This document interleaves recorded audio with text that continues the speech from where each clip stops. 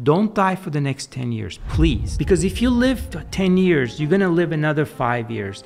If you live 15 years, you're gonna live another 50 years because we're gonna solve the aging. Please live long enough until we fix things. Exactly.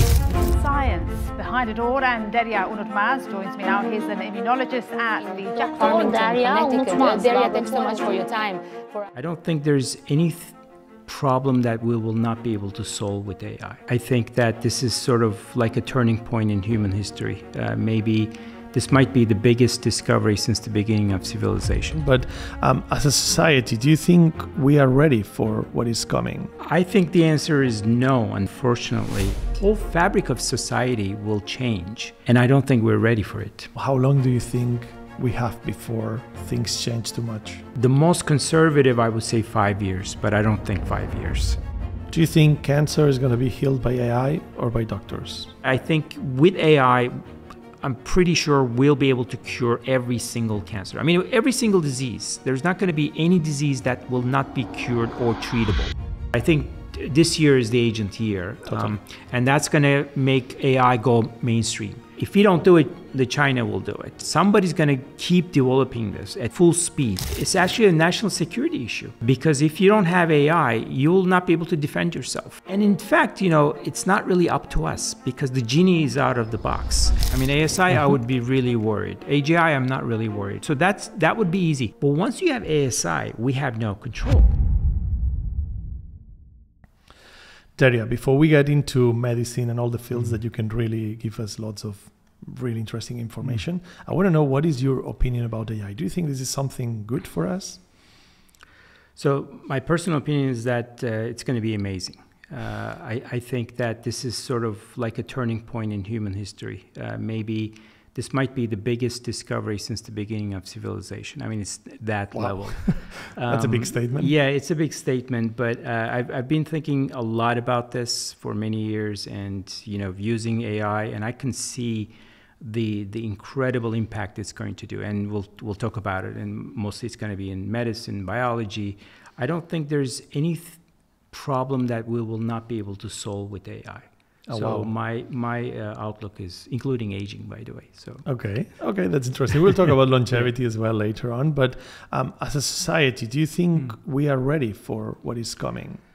So I think the answer is no, unfortunately. And one of the things I've been trying to do, in social media, especially in X and Twitter, really trying to tell people that this is big. This is like a big storm, and I don't think this society is ready for it. 99.9% of the people have no clue what the capabilities of AI are. I mean, people have heard of ChatGPT.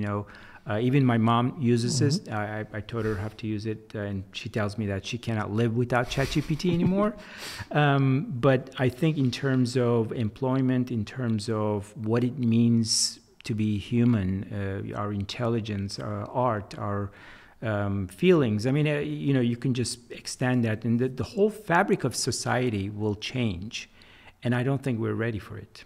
That's the problem. It's complicated to grasp the size of the opportunity, and it's very easy to miss it. No, it's very easy to make it wrong, because it's a very big deal. Exactly, and in fact, it's not just the common person. I mean, I don't see major efforts from governments, from institutions, from universities.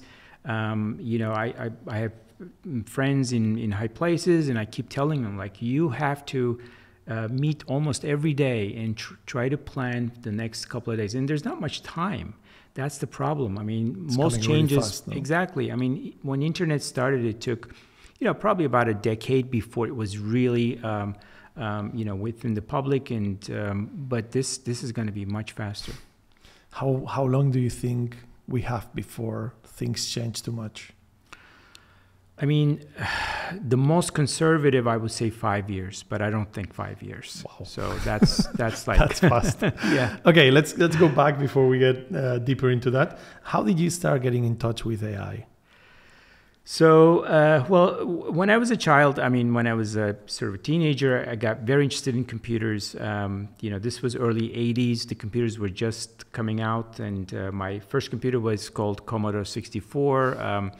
It had 64 kilobytes of memory, so it's not even, you couldn't even fit an email to it.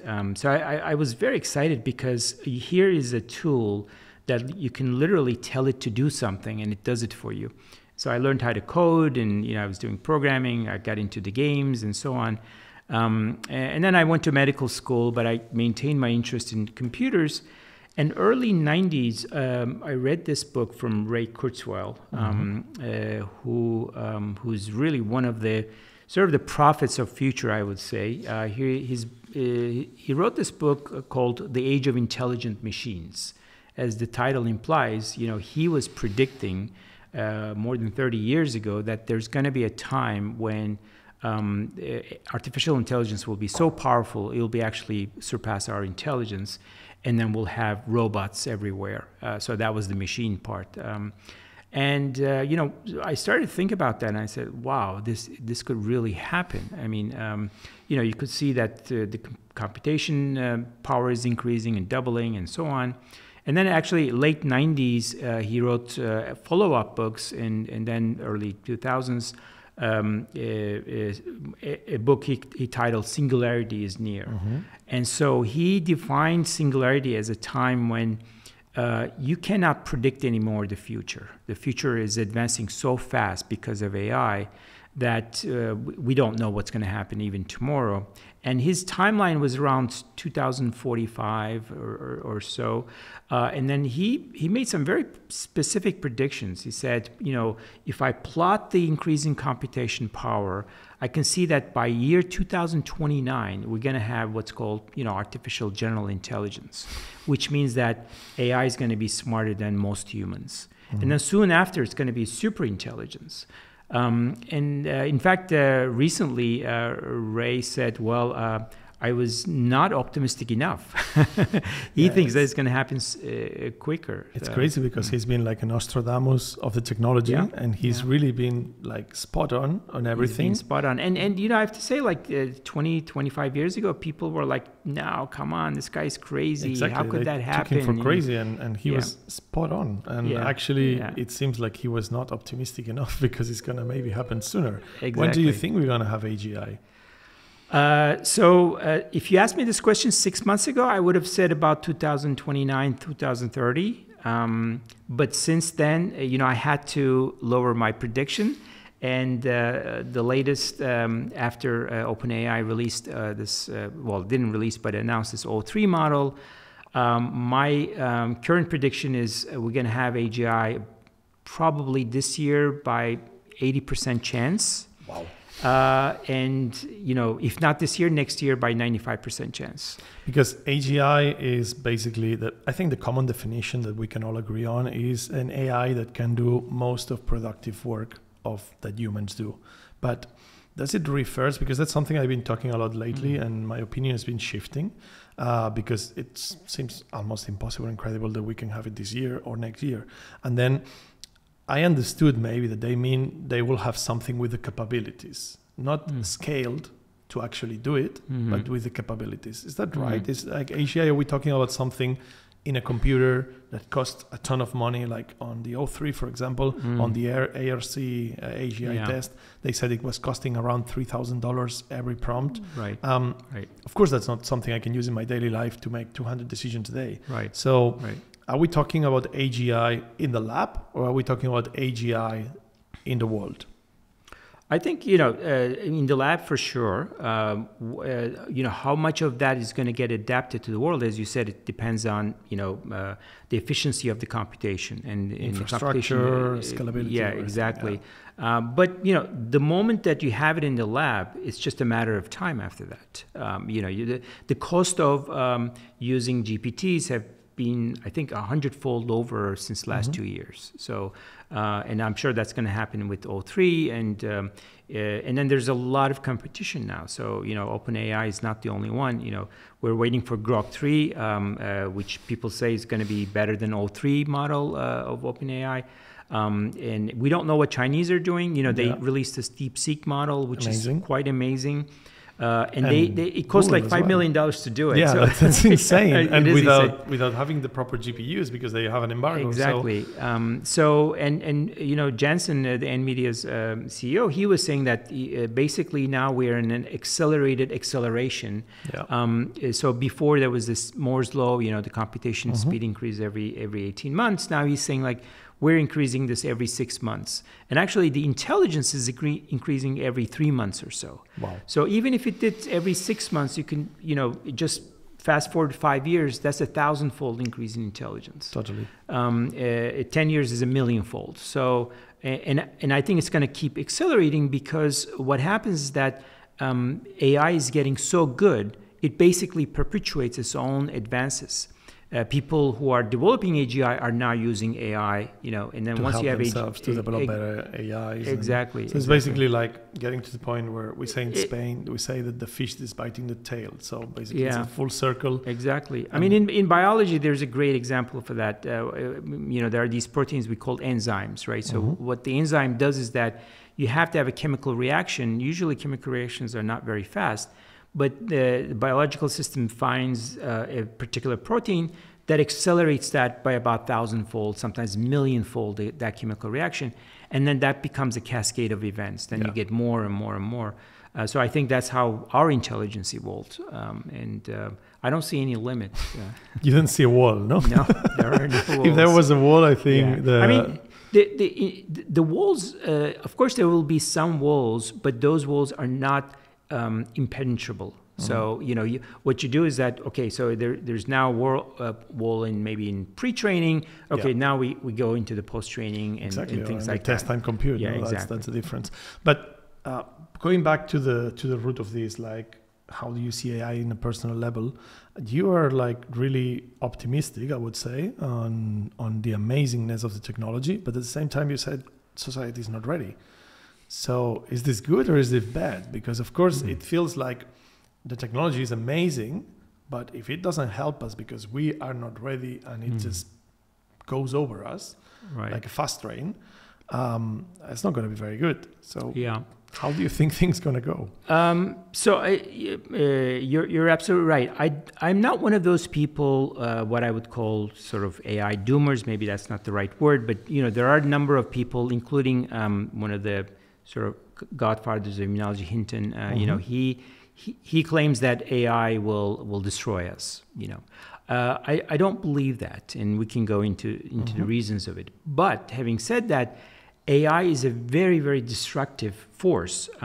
Actually, Steve Jobs called it creative destruction.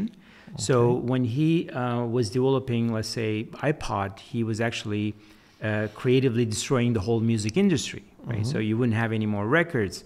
And when he had the iPhone, he was destroying, you know, communications and so on. But then he was creating something completely new that made our lives much better.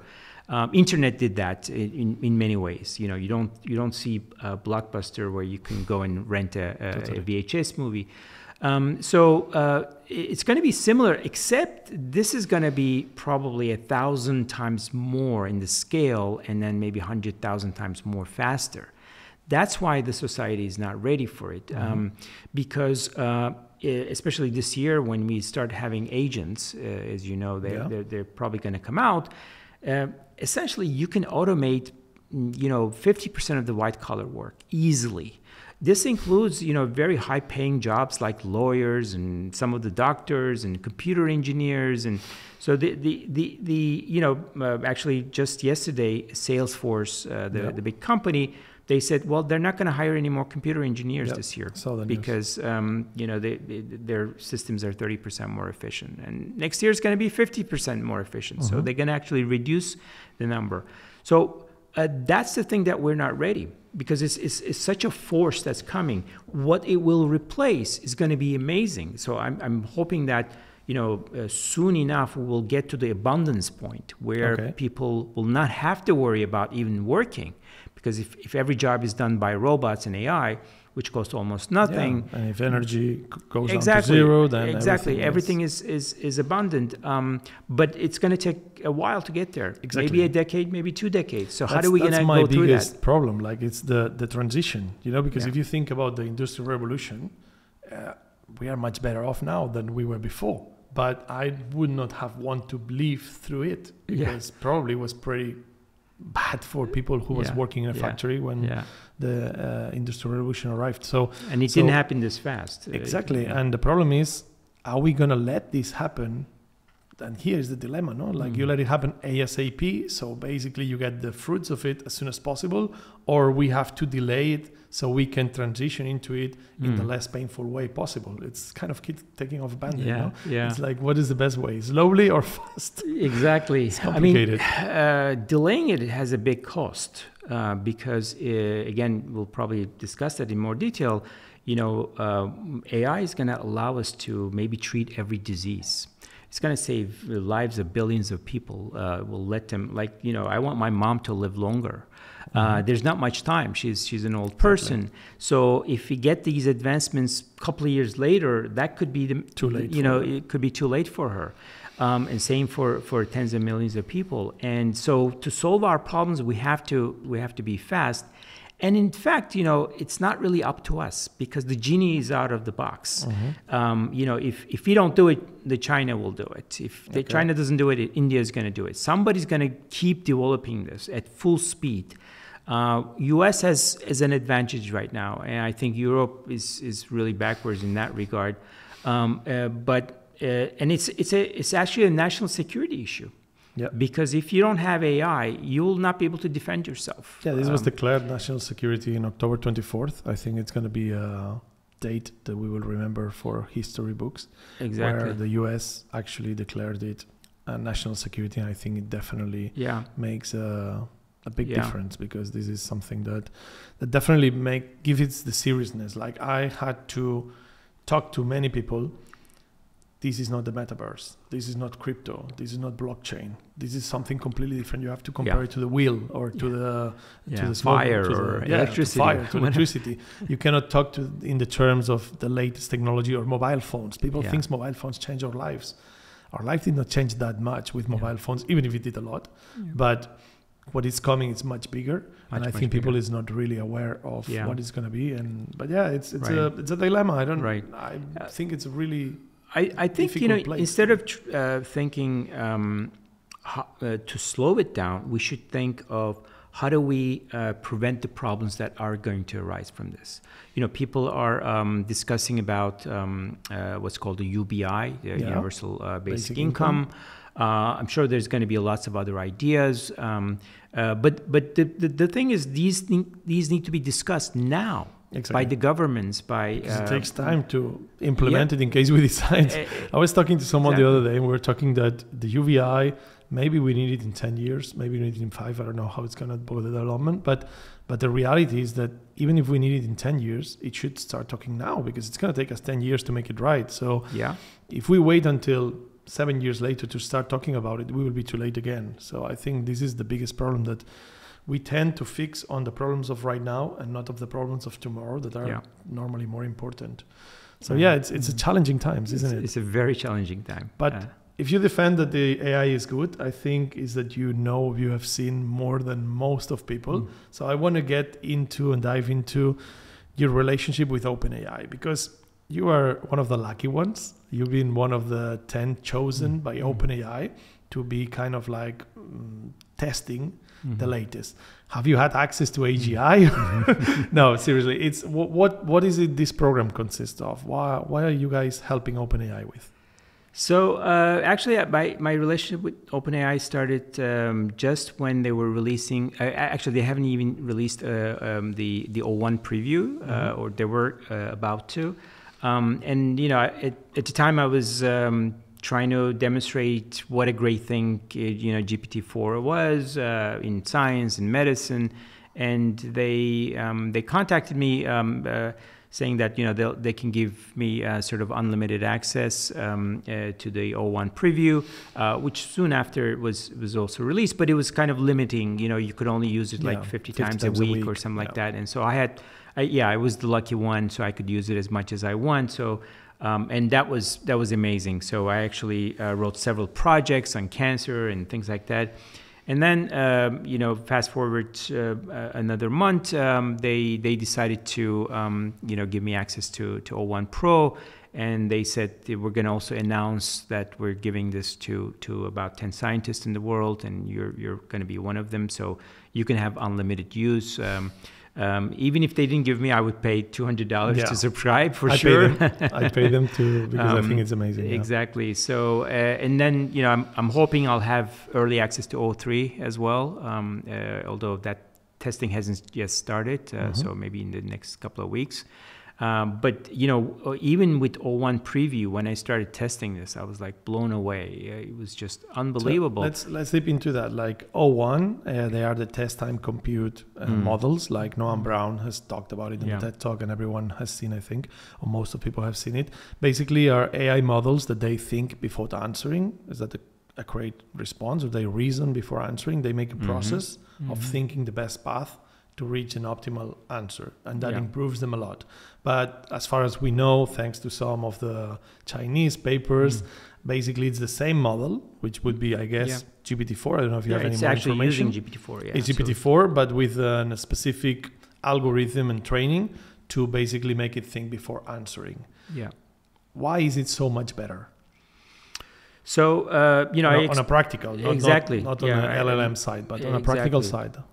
So, before O1 model, I was using GPT-4. I mean, it increased my productivity greatly. So, for example, I would obviously ask questions, but let's say I'm writing a project, I would just copy and paste it there and say, improve this, the wording, and, find some things that are missing and things like that. And it was fantastic for that. But when I started using O1 preview and then O1 Pro, which is like much better than the regular O1, that I could see that it was starting to get creative. It was coming up with ideas that I hadn't thought about, but it made perfect sense. And this is like within my own domain. I have certain expertise in immunology, in cancer biology. And so I was asking, so I want to ask very specific question about some immune cell type and how I can develop that against cancer, and, what kind of gene changes I could do. And GPT-4 would respond to that. But what it would do is that it would take what's already out there, kind of synthesize, and then I might miss some papers, but it was not giving me anything really creative. So it was kind of like a librarian that was going through everything that we already know, and bringing it on the table in certain order and synthesized, but not bringing any new ideas. Right. So let me give you one example, which I think I mentioned about that when O1 preview came out. So, one of the ideas that I was thinking, so what I'm working on is that we take these immune cells, which we call T cells. These are like the soldiers of the body. And we train them in the laboratory so that they can recognize cancer cells, because cancer cells are kind of like terrorists. They're within our own cells, but have a little bit of difference. So normally the immune system doesn't recognize them. But we could force the immune system to recognize them. And then if they recognize it as an enemy, they will kill those cancer cells, and which can work extremely well in curing some of the cancers. But the problem is that cancer tries to avoid that and comes up with its own defenses, and so causes these T cells to be exhausted, and they after a while they lose their capabilities. Not all of them, but most of them. So it occurred to me, maybe I should, I like video games a lot. Okay. Are you familiar with the Battle Royale games? Yeah, I'm a gamer myself. Okay. So I play those kind of games, and I said, well, in a Battle Royale game, so you are sort of fighting to be the best. And why don't I create a scenario that, the immune cells would compete with each other, and then the best ones would be chosen, and the worst ones would be eliminated, so that those would kill the tumors better. So that was like a conceptual idea, and I said, well, let me ask that to O1 preview, what it would say, because it's a completely different topics, right? So one of the ideas of artificial general intelligence is that can you take a completely unrelated topic and generalize it to science or something else? And all I said is, I want you to develop some new cancer therapy using immune system, but be inspired by Battle Royale games. That's all I said. and it taught about, I don't know, 2 minutes or something like that. And it started to output all these ideas. And, he was saying, if you genetically engineer the T cells in this way, then they could recognize themselves, and the ones that are weak will be killed by the other ones, so that the better T cells will be selected, and you can make them secrete certain proteins, and so they would compete with, because like in a battle royale, you have to find ammunition and resources, and so compete with the resources in a tumor environment. And I mean, it was on and on and on. I was like shocked. Some of those ideas I had also thought about, but there were 1 or 2 ideas that I didn't think about. And these things are not in the internet. So no, they're not internet. Just to be clear. Such idea has not been published. It's absolutely crazy. There is people that still thinks that this is like Google on asteroids, and it's definitely not. It's just a whole different thing. Exactly. In fact, we're actually doing experiments suggested by O1. And I thought I was so smart. I came up with these ideas, from video games to cancer immunology, and then seeing. In fact, there was a reporter from Bloomberg who asked me, what did you think about O1 Preview? I told her, I said, I got emotional when I saw the output of O1 Preview, because I felt like, oh my God, here is something that's really thinking innovative ideas. This is the point where you maybe realize that this is going to change the world. I was pretty sure, but before that I was saying, we'll probably have another 5 years or maybe 7-8 years. We may hit a wall. Yeah, we might hit a wall, and it's going to improve. But after O1, I said, okay, this is another level. And then O1 Preview took it even a much higher level. The O1 Pro, no? O1 Pro, I'm exactly. sorry. Yeah. What is the main difference between O1 Pro and O1 normal? Now we have the full O1. Yeah, full O1. And we have the O1 Pro for those that are listening to us. The O1 Pro, it's only accessible to the accounts that pay $200 a month. Yeah. And we can also use on that accounts the O1 Unlimited. Yeah. But the accounts that pay the $25, they can only use 50 messages per week. Right. What is the difference between O1 and O1 Pro? So let me say it this way: O1 is more like like a very advanced PhD or a PhD student. Let's say a top PhD student. That's a lot already. Like, where will you place GPT-4? Like a regular GPT-4 would be like maybe a junior, average PhD student. Okay. In some cases, but not all. But O1 is really kind of like a top PhD student, or a star. O1 Pro is basically similar to my position. Is a professor.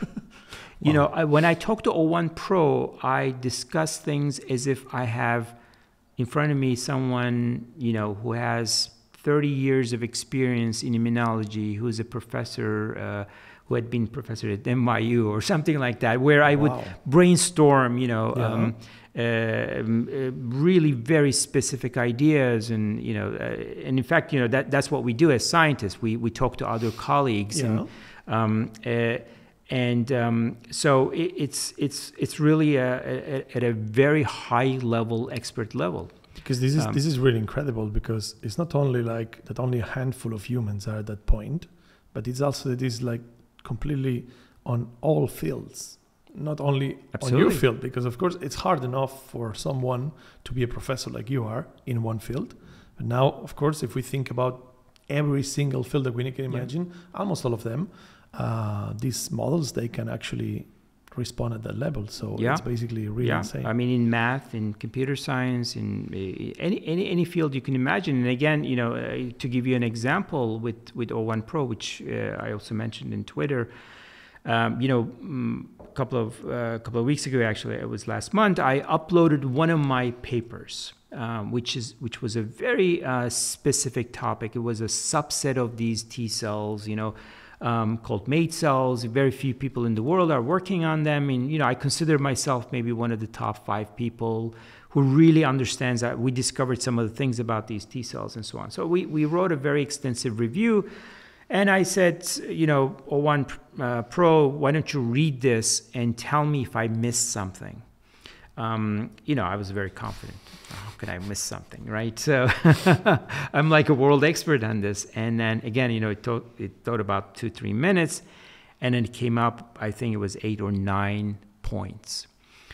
And each one of them are unbelievably insightful. I was like, oh my God, how did I miss this? And you know, the paper was also reviewed by other experts. Exactly, yeah. Normally And it was like, process. you know, approved with very minor modifications. They say, oh, this is one of the greatest papers, reviews we've read.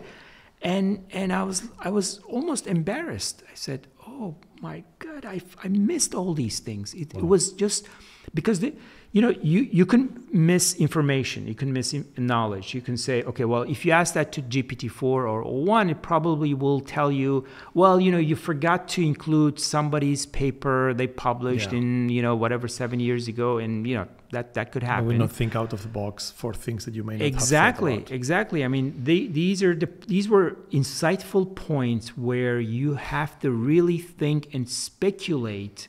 You know, what could happen. They're not like already known knowledge. It was actually, the other thing that really super impressed me is that it had an understanding of temporal events, which I hadn't seen before with any of the AI models. What I mean by temporal, it was thinking, well, you know, something will happen if you do this. Yeah. You know, maybe a day later or a month later, this might happen. It was thinking ahead of the events, just like, you know, this is our biggest thing about human intelligence, exactly, right? We can think of future plan. because we have a temporal breadth that discriminates from animals, and that's how it was. Like, it was telling me, okay, well, you know, you thought about this, but then if you gave this treatment to the patients, then, you know, about 2 months later, this might happen. It wasn't saying that it's going to have some sort of side effect right away. It was thinking of the events that would happen over the time. And in fact, after that, I did some projects for other colleagues, one of them actually in Switzerland, on Parkinson's disease and neurodegenerative disease. And after I published this in Twitter, he was like so impressed. He said, well, can I send you some gene lists, some data? Can you ask O1 Pro what it would think about it? And, you know, I worked on it for a couple hours, and then, you know, wrote something like 40-50 pages of analysis that I got from O1. And he said, this is unbelievable. You know, we could start clinical trials based on what this model was telling us. Another friend of mine in Los Angeles, he asked about another very obscure disease that very few people in the world work on. In fact, I shared his reaction after he got the email. He sent me back. He said, oh my God, this is insane. This is unbelievable. I can't believe how good this is. That's the kind of reaction you get from world experts on their own domain. Topics, yeah. Because it is really coming up with tremendous insights. But, you know, I don't think everybody is experiencing that using O1 Pro. Because if you use it like a GPT-4, if you say, well, you know, tell me about this topic, it will tell you about it, and it might be a little bit better than GPT-4 or O1, but it's not going to be anything much better, right? So because the knowledge is fixed there. But if you push it to think creatively, that means a lot of iteration with it, or just a very good prompting. You know, interestingly, I've tried many different prompting, trials. It seems like just using a couple of words is enough. So, for example, I say, okay, I want you to think about this, but think it very profoundly and very deeply. And sometimes I say, okay, and even iterate on that original idea. Think about what could be the counterpoints to your first thinking and then come up with a new idea and then iterate that, maybe 5 times or 10 times more. Okay. So it's constantly thinking, okay, it comes up with a great idea. It says, well, but there's a counterpoint to that. And the counterpoint is also great. So it constantly improves it. Because prompt engineering, until now, we've been teaching, I direct a Master of AI here in Spain, and we've been teaching people on the traditional LLMs that it's very important to use certain prompt engineering like chain of thoughts, tree of thoughts, all these kind of things to drive the model towards what you want. But in O1, it doesn't work. It's the other way around. Exactly. You have to be more abstract. No? You have exactly. to be more like think, not what I want you exactly to do. Because if I do that, I'm limiting the model with my own beliefs and my own limitations. Yeah. So it's kind of like open the door, go in it, and see what you find. That's exactly. My prompts are usually 4 or 5 words, or sometimes just one sentence. And then because right now, if I'm not wrong, O1 Pro, you cannot add PDFs. You cannot add PDFs, but you can upload photos. Photos, exactly. So you upload photos of the papers, or you just copy paste the paper? So far, I copy paste them because you could probably take pictures of PDFs, but that's not practical. That's practical, yeah. But that's really amazing. Okay, so then we have this model, which is insanely good, which is O1. It's already like, as you're saying, like as good as most of the best of humans in each field. And then OpenAI brings O3 in the table. Did you expect that? I was expecting something, but not this quickly. I mean, I thought why? that. The question is why? I mean, they're still leading with O1 Pro. There was no need, maybe. Maybe there was a need because Gemini is coming really strong. But it got me surprised. I was expecting more like a GPT-5 than actually an O3. So here's the interesting thing. I don't think O3 is more intelligent than O1 Pro per se. But there's something called Moravec's paradox. I don't know if you heard about that. What that is that Moravec was a famous robotic scientist. Things that are very easy for us are the most difficult things for AI, right? So people have built-in imprinted ability to recognize patterns because this gave us a survival advantage. That's how we evolved, right? We have to make sure that there's no lion there while we're hunting an animal there. So we're constantly visually determining if there's a threat or not, and things like that. And this comes naturally. You don't have to be educated. I mean, people who don't know how to read and write can do those things. It's almost like an instinct, no? Right? But that becomes very difficult for AI. In fact, I think to get to AGI, we need to solve that easy part. What a child can do. O1 Pro already can do what a professor can do, but it has a hard time, replicating a child. And so I think O3 is starting to solve that because of the incredibly impressive performance in the ARC prize. So I don't know. I can mention a little bit about that. So for the audience, basically, it's a test that I think the French guy did it. Francois Cholet, And then they created certain patterns that have a result, like there are figures and lines, and depending where the line goes, it changes color or not. And then you have some examples, and after seeing the examples, they give you a new one. So basically, it's solving a problem based on something you just seen. And that the AI models were useless at it, where humans were pretty good. Like we were like 85% or something.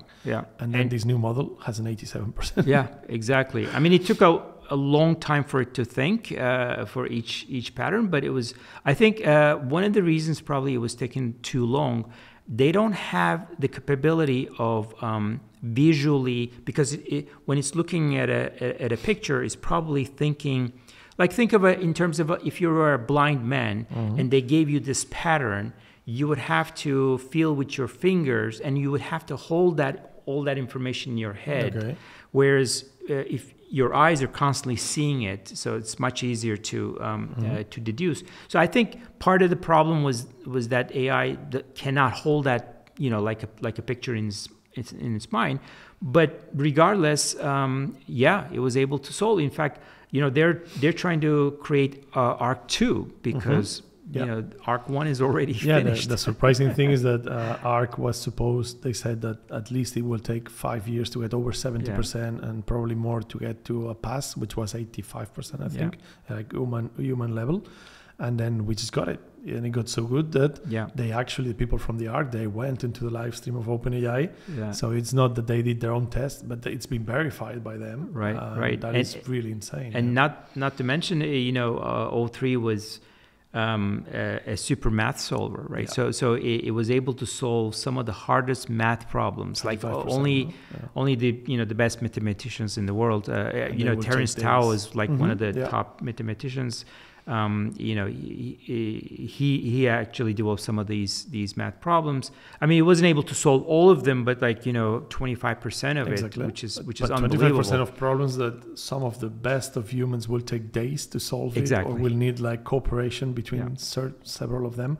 That's already really, I think it's even more impressive than the ARC test. Absolutely. And that's insane. So if O1 Pro is already like someone like you, where is O3 going? Are we going beyond human capabilities?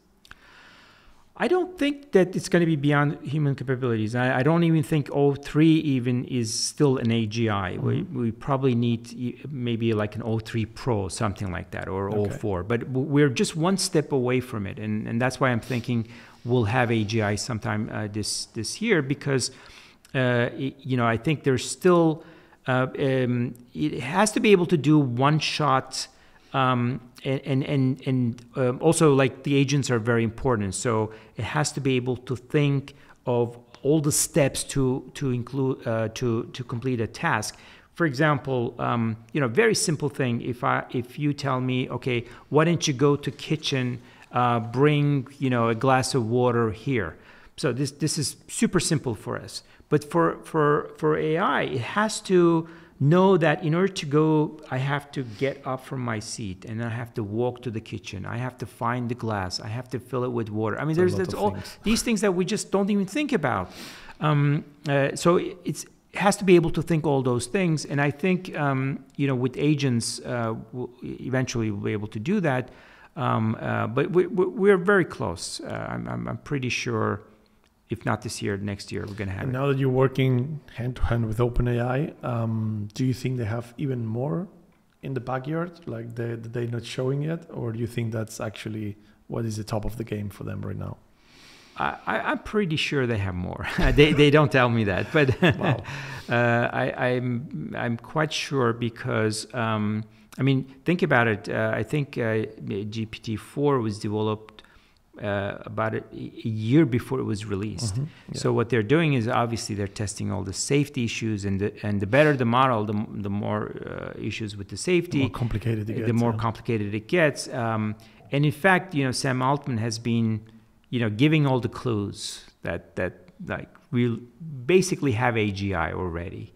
But we're going to decide when to release it. Then we see that test time compute, these models that think, are definitely one of the ways to keep improving the intelligence and put it in the hands of people like you to help, like medicine, etc. Is it clear that test time compute is the way, or we will still continue with the pre-training with models like GPT-5, GPT-6? Is this going to be something yet, or is it a combination of both, or what is the future for AI? I think, you know, O1-like models is really the future, because, you know, eventually we'll run out of data. Of course, they're now making, you know, synthetic data. You know, we'll probably train with biological data. We have tons of biological data, but that doesn't really increase the intelligence per se. It just increases the scope of the things that it can think of. Because, like, you know, I want any model to know all the gene sequences in the world, all the proteins, you know, has the same capability of AlphaFold and then GPT-4 or O1 altogether. Those don't necessarily make it, you know, more intelligent in terms of creativity, innovation, but the scope, the breadth, it just increases enormously. But I think, you know, the test time computer, you know, this sort of post-training, really goes to the point of being insightful, you know, having wisdom, you know, intuition.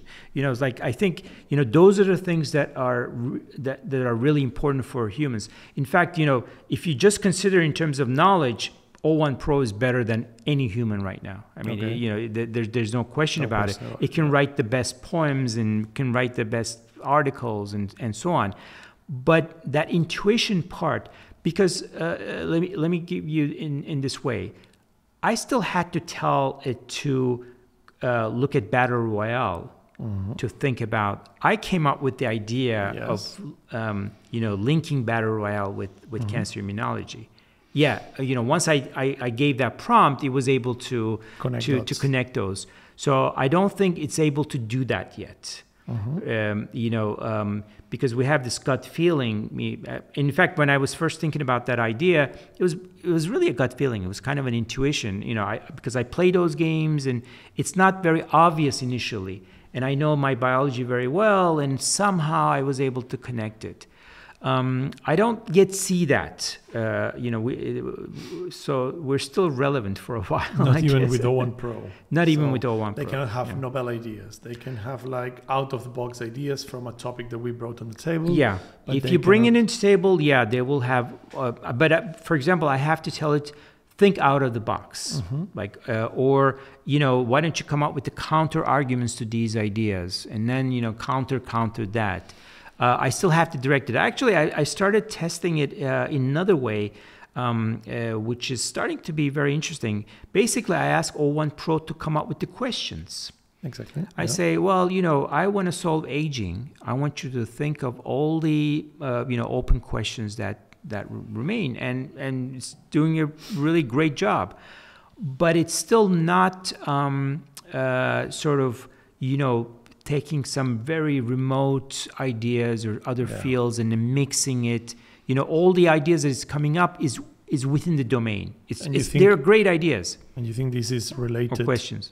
This is related for the fact that we have a limited version of it, or you think the raw model may be able to, and they are not allowing us to get that far? That's a very good point. Yeah, that's a very good point. I'm not sure about that because these models are very restricted. Maybe they're told not to not to mix things because. But the thing is, like they tend to be like, okay, I don't want to make big mistakes that could bring like a scientist to say this thing made this up. So I think the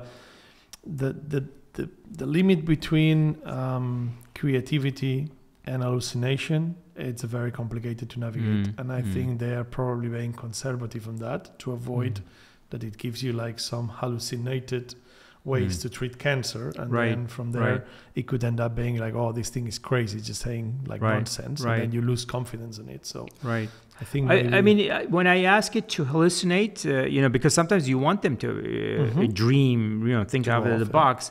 It can't think of crazy things, but they're still restricted to the field. What I want to see, maybe with O3 we'll see that. I want O3 to come up with an idea that it will take, I don't know, like I thought about people playing football, and then I'm going to use that idea to come up with a solution for aging. Something but that totally would be the way irrelevant. to go over what we can do as humans, because at the end of the day, we have been many years thinking about things. So our ideas, I always put an example on that, which is AlphaGo, where basically this thing in a couple of weeks was able to come with strategies that we never thought of for 2,500 years. So this is where it gets interesting, because of course we've been treating medicine and human body for thousands of years, and we are running out of ideas maybe. So the good thing, and of course like good scientists bring new ideas on the table, novel ideas, and I think where it's going to be a game changer is when it can, I think that Sam Altman said it on his last article, no? Like that will be ASI, where you can improve the development of science in the world in different fields thanks to it, and not just make us be more productive or make us be better at it, but actually surpass our level where we are stuck. It can break the ceiling and then take us to the next level. That would be... Well, I think, you're right. I think that's probably an ASI level. The ASI level, we don't have to say anything to AI. Basically, we're going to say, here's the problem, solve it. Exactly. Yeah, that's basically when we get to a point of ASI where we just don't have to ask the questions anymore, but maybe we don't even have to tell him the problems or tell it the problems, because it will think about itself before they Yeah. occur to us that that's going to be a problem, so it needs to be fixed before it Exactly. comes up.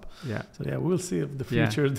It's going to happen. Specs. Yeah, I don't know if that's, Yeah, whether a couple of years or 5 years or 10 years, yeah, but that's interesting as well to see how the high community of AI is divided on that, like Jan LeCoux and Geoff Hinton, how they have completely different opinions about the timelines, and it's so interesting. I got into AI thanks to one article from Yudkowsky, which I really find interesting, even if he's a little bit over dramatic.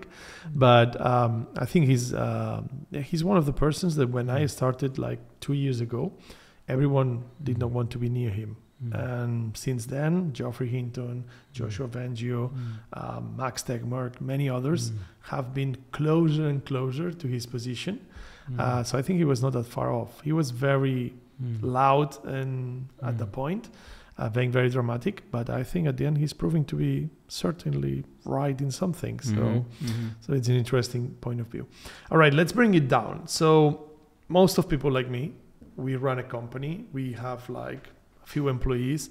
We are working for someone else doing like a white collar job. Is a one for me, or we are better off with GPT-4? I guess depends on what you want to do. For example, if you want to write a complete script of your interviews with very interesting and insightful questions, then you're probably going to need O1 Pro. But if you have already the ideas, like I'm going to ask this and this questions, but how can you make them better, or how can you come up with the sub questions, or modify them, then GPT-4 is perfectly fine for that. So I guess the level that you want, if you want something insightful, creative, innovative, a high level, then O1 Pro is the way to go. So would you nowadays recommend O1 Pro $200 a month to a random white collar worker, or you would say maybe not that? No, not a random person. I think, for example, in my field, I'm considered principal investigator, where I have a lab of 5-10 people. I have obviously smart doctors and postdocs and students. They don't need O1 Pro per se, because they have to focus on a particular problem, which GPT-4 is perfectly fine, or just O1 is perfectly fine for that, and they have to use it. They must use it. But for me, O1 Pro is essential, because I have to come up with the high level ideas, so that I can give projects. I can write the big project and then say, okay, well, why don't you do these experiments? That's going to take 6 months, and then you start on that, and then I have to mix all the data together and synthesize, come up with new ideas, new big picture questions. So for me, it's absolutely essential that I need something like O1 Pro. Maybe if you're managing a company with a dozen people, you probably should get O1 Pro, because you have a higher level you have to integrate a lot of different things together. Whereas individual worker, they just have to know their own stuff. If it's in HR, they have to worry about, making HR more productive. Yeah. But you have to think of your future products, and, your marketing, and, new ideas, and how to manage this people with these, and so on. So I think for those people, I definitely O1 Pro. Yeah, I have the theory that there's going to be a massive impact from AI on most of common society, more because of the models that are getting smaller and really well intelligent, like to the level of GPT-4, like we've seen it in Llama from Meta. They first released the 402, I think 405 billion, and then they jumped into this 3.370B, which is almost as good, but it's 5 times smaller. And then Microsoft pulled out 5.4 with like 5 times even smaller than that, and it's still as good as the Llama original 400. So I think the fact that we can make models more useful than more intelligent is going to have a bigger impact on the main society. For me, the next level is I can use advanced voice and screen sharing 24/7 that's going to be the game changer for me. That's where I prefer that than an O5 or an O6, where it's going to take me to Mars, which is not my daily life. Right. But instead, like just what ChatGPT-4 can do, but be able to use it all the time. Yeah. That every time I'm writing an email, he may be just jumping in and being like, hey, John, maybe you want to add this. And this kind of positive feedback constantly being on top of me, I think that's going to have the massive impact on like 90% of the population. Right. And the agents. I think the agents, absolutely. Yeah. But the thing is, like, OpenAI seems to be focusing on the top end, on these all three models, and not in releasing something like GPT-4 mini, but more powerful, because I assume that if they have it, they probably have GPT-5 mini already, and they could have released that instead of all three. But it seems like they're competing for the top end and not for the general purpose AI. But I don't know, that's my feeling. I think what they, of course I don't know their strategy, but my understanding is that what they're trying to do is that for the general population, make GPT-4 or O1 mini or O1 sort of very obvious to use. I mean, you gave a great example. While you're writing an email, it should jump in. Like Apple Intelligence was supposed to do that, but it doesn't do it. I mean, it just sucks. I'm well, so at least in America you got it. We did not get it here. Oh, you didn't even get it here. Okay. Well, you didn't miss very much. Okay, good. But what I do is that I copy my email, I put it on ChatGPT, I correct it, and I copy it back. I could do that because I'm in tuned with technology, but someone who's, like our phones, they're so powerful. How many people use even 1% of the capabilities of an iPhone? But people who know technology, they'll use it more. But I think what they're trying to do is that with these agents, that will just make it so easy to use, because all you have to do is like, please make sure you check all my emails before I send them, for example. Yeah. Or, I have to make payments to here and here. Or I need to find some item that has, not more than $100. Please call, 100 places and find out the price. Do my taxes the most optimal way. Yeah, or exactly. Things like that. So, imagine an AI agent, GPT-4 based, is making phone calls for you, asking for prices or finding the best restaurant or making your reservations. And I mean, these sound like very simple things, but that's the game changer for, normal person. I mean, when I say normal, regular people, not crazy people like us, where we have, much higher needs. In fact, if you I'm sure this leveling of OpenAI. So they have level 1 to 3 to 5, whereas level 3 is the agents. So I think this year is the agent year, and that's going to make AI go mainstream. Because believe it or not, I mean, most people don't even use GPT-4. Tell me about it. It's unbelievable. I think they want to do that at the low end, but the high end is very valuable for them, because that goes into the enterprise level. If they go up to the level 4, for example, now they can sell, I don't know, O3 or O4 for $1 million a month, and some companies will pay that gladly because it will solve lots of problems for them. And it's kind of like an opposite direction of what OpenAI was supposed to be, which is AGI that benefits the whole humanity, and not just the people that can pay that much money. Do you think this is going to be like the new path for OpenAI? Like the next one is going to be $2,000 a month, or do you think that's just because they think not everyone is ready for O1 Pro, and then Meta put a price tag for those of us that we're going to pay for it anyway, and test it on the way? Because is AI going to be democratic, or is it going to be for the rich? No, eventually I think it will be. In fact, I would argue that there's nothing more democratizing than AI. Eventually. But right now, actually, Sam Altman said they're losing money on O1 Pro. So because people are using so much, and it's really the computation cost. There's no other way around it. But this just gets more efficient. So GPT-4 was 100 times more expensive a year ago. And next year, O1 Pro is going to be 100 times cheaper.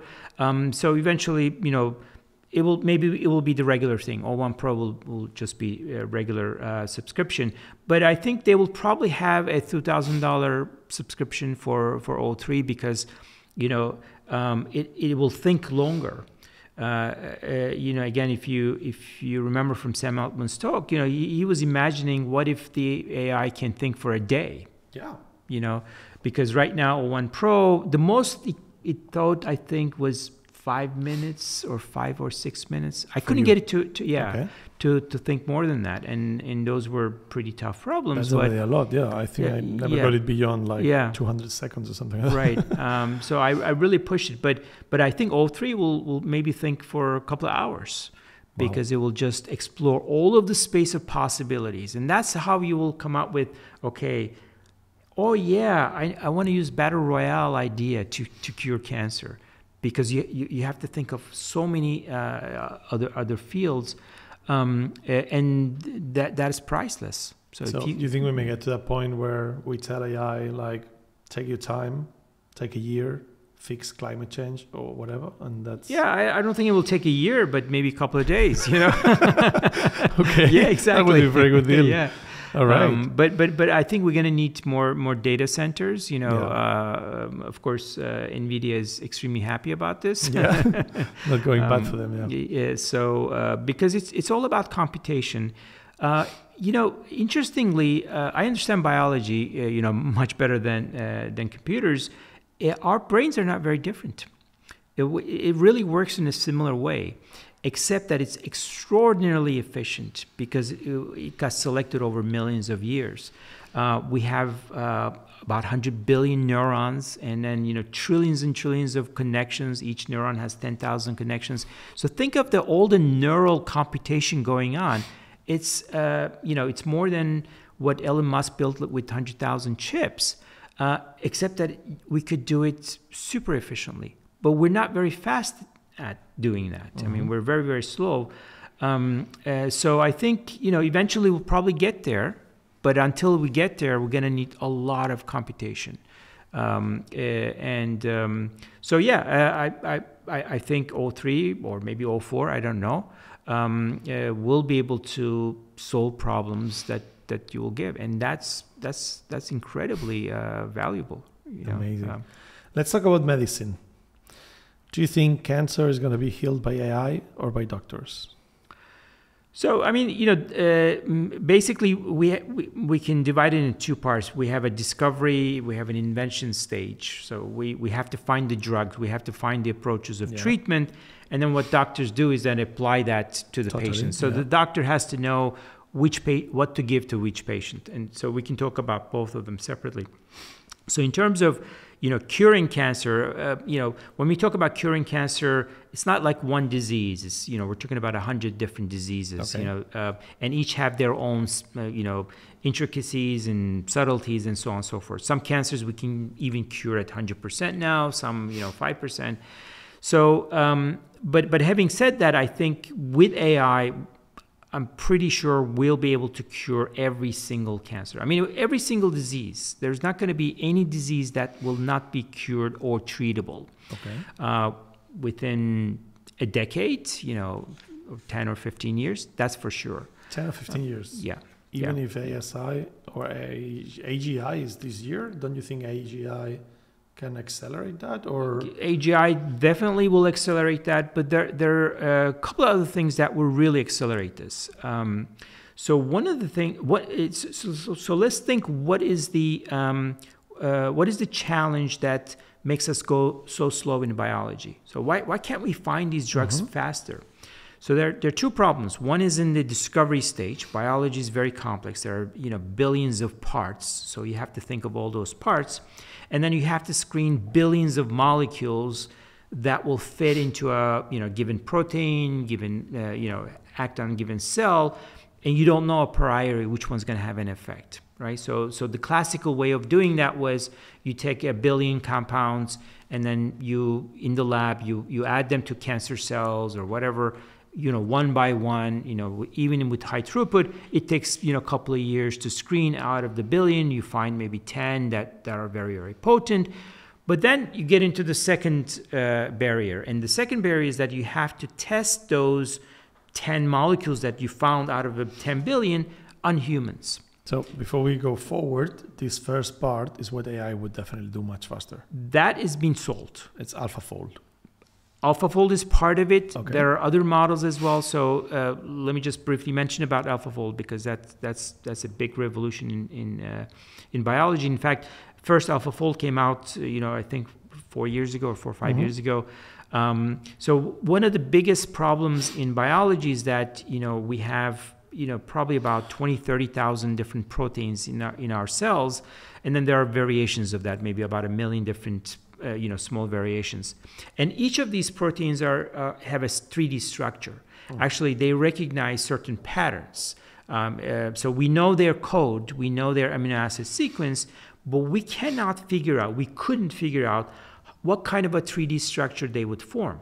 And the 3D structure is key because think of a biology like a machine. So you have one protein, it has to interact with another, lock into it, or that molecule binds to it, and then that changes the conformation of that, and then another protein comes up. It's like the game of putting Exactly. squares in squares and triangles in triangles. If it doesn't fit, it doesn't work. Exactly. Think of it as Legos, but then it's different than Legos because each Lego is flexible also. Depending on what binds, it can change its shape, and Much more complicated, I guess. It's very, very complicated. So there we had to predict manually what we would had to be predict manually the shape of it, because exactly. we cannot see it, or because there is no we other can't. way. We cannot determine it based on the sequence. We couldn't.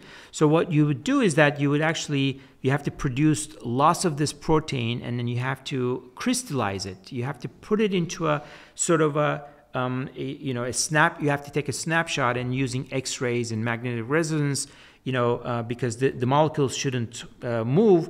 And then those X-rays will give you sort of the atomic structure, and that process would take anywhere from months to years. Sometimes one protein people will spend 3-4 years. These used to be PhD projects, so somebody would start their PhD to solve the structure. One protein. Wow. And so when AlphaFold came out, in one day it solved all of the 3D structures of all of the known human proteins in just one day, right? So it's amazing. So that was amazing, and that wasn't even enough because then you have another problem. So we solved the structure of the protein, but now we have to figure out what if another molecule binds to that protein, a drug or another protein, then what kind of a change in the shape will be? Because depending on that change in the shape, that protein can send a signal to the cell, or it can block some protein, or it can allow other proteins to come and bind, and so on and so forth. So it really is a sort of a temporal event and spatial event. So we call that molecular dynamics because you have lots of molecules are fluidic. So now we're starting to solve that problem. So there are other. I think AlphaFold 3 is able to do that, but there's another model called ESM3, for example, which is even better than AlphaFold in some cases. For example, immune system produces these things called antibodies. So antibodies are like smart missiles. Like during COVID, we wanted our immune system to make these antibodies that would latch into the virus so that it cannot enter into the cell, but it has to bind specifically, right at the surface protein. So now we can start to predict, without even making the antibody, what kind of a sequence of an antibody would bind to that, virus protein. So literally in a matter, if I knew the sequences of both proteins, I could probably make an antibody next day, which normally takes months to do. And then I can then start to screen 1 million molecules. I can say, here's the 3D structure of my protein. So I want you to test each of these molecules binding one by one, 1 million of them, or 1 billion of them, and see how that changes with every binding. Again, we used to do that in high throughput screenings that would cost millions and millions of dollars. Now you could probably do that in a few days, if you have enough computation. Crazy. So that allows is the part that in the investigation part, in the discovery part, it can really help to make it much faster. And I think that to the testing. Now we go to the testing. I think that part is almost sold, and I'm sure We're going to see AI-discovered drugs next year. There's already several of them. Yeah, so something in Canada, they discovered a drug for liver cancer. I think new antibiotics and so on. But now we have a bigger problem, and the problem is that you found these molecules that are potential drugs. Let's say you want to block some protein in your heart so that you can treat heart disease or kill the cancer cells, but you don't know what kind of side effects that molecule is going to do, because that molecule might be acting on your kidney cells. You have no idea. You cannot screen every possible scenario or test that in the lab. So only way you can do is test it on humans. So you first you have to go through testing on animals. You do the testing in the animals. That gives you some ideas. Obviously, if they're very toxic, you don't go. But regardless of that, even if the animal testing was perfect, the problem with the humans is that we are very diverse. Yeah. So you take 100 patients, you give the same drug to 100 patients, 90 of them or 99 of them, nothing happens, or it's great, there's no side effect, but one person dies because they have a little bit of a genetic difference that makes them susceptible to, it's the same with vaccines, 1 out of 20,000 can get a heart disease, things like that, but the most, nothing happens and they're protected. So we don't have a way to know that a priority. That's number one. And number two is the effectiveness of the drugs. So usually there's in the clinical trials, there's something called death valley. Mm-hmm. Basically, you test the drug in phase one. Phase one is like mostly determining the dosage, the side effects. You say, okay, this drug works and it's reasonably good. There's not major side effects. Let's go to phase two. It's a larger population. And now let's see if it's able to cure the disease or what % of the patients will benefit. Then you recruit more people, let's say 200, 500 people. And then you find that, oh, great, 30% of the cancer patients benefited in this trial, and then we still didn't see side effects. And then, compared to the placebo or other trials. But then you go into the phase 3 trial where you now start to test thousands of people. And when you do that, that significance that you saw in phase 2 starts to disappear. And the reason it disappears is because that drug probably acts on a very small subset of that 1,000 people. Because you didn't select your population, like let's say it's a lung cancer, but then there's like different subtypes of lung cancer. Maybe it's a subtype of a lung cancer that is benefiting from this drug much more than other people. And you tried it on all the lung cancer patients. Only 10 people got cured, but then you say, well, that's not very significant from the other drug. But actually, that 10 people wouldn't have been cured with the other drug. Right. It's really important for that 10 people. Yeah, exactly. So this is what we call personalized medicine or precision medicine, which is kind of like the holy grail of medicine. Like if I knew exactly which drug would work on you, it should work 100% on you. Right on you. Maybe not on no one else, but exactly. And if we can make them for every person personalized, we can cure all of them. Exactly. So what if we could develop a system where we could know which drug is going to work on which people before even trying on the people? Wow. Okay. And AI can do that. So the idea is that actually I work on the cell part of this project. Where we need to create what we call virtual cells, virtual tissues, and eventually what we call a digital twin of a human being. But that digital twin would basically simulate all of the biology. Your heart, your lungs, your That's so clever. Kidneys. So basically you start doing experiments in the computer. So I have a cell already. I can screen the cell, not just one protein anymore, a whole cell, because a whole cell has thousands of reactions. Then I can say, okay, if I put this compound, the cell will react like that. What if I put thousands of cells together? How is that going to work in the computer? Because I know all the information, or AI knows all the inputs and outputs of each cell, and then I can create a whole organism. And then I can go even beyond that. I can say, okay, well, this person has this genetic background and that person has this genetic background. So to run the simulation accordingly. If I have a mutation in this gene, how is this drug going to affect the whole organism, the heart and yeah. That's crazy because it's very similar to what NVIDIA is doing with the Omniverse, which is basically making digital twins of factories or like environments so they can test productivity and then deploy it. That's exactly train robots. Yep. So basically, because otherwise, if you did that physically, it would take you 1,000 years to train robots. So it's creating a digital twin of a human being, and that way you can test drugs on the digital twin. Oh my God, I never heard about this. This is already happening. Yeah. So there's this idea, but the idea is not this advanced yet, because the people are saying, okay, well, digital twin in the sense that we know the metabolism and genetics of the human, so we could probably figure that out. But what I'm talking about is that the whole biology, the AI would know based on your blood pressure, your genes, the volume of the blood that will circulate through your heart every, whatever minute, or, how your cells will respond to one compound versus another compound. It sounds complicated, but it makes a lot of sense. Yeah, the issue is that we still have to generate the data. Mm-hmm. So we don't have the data that we need to train the AI with. We have a lot of static data. So the AI is trained with all the proteins, all the genetics, all the metabolites, and so on.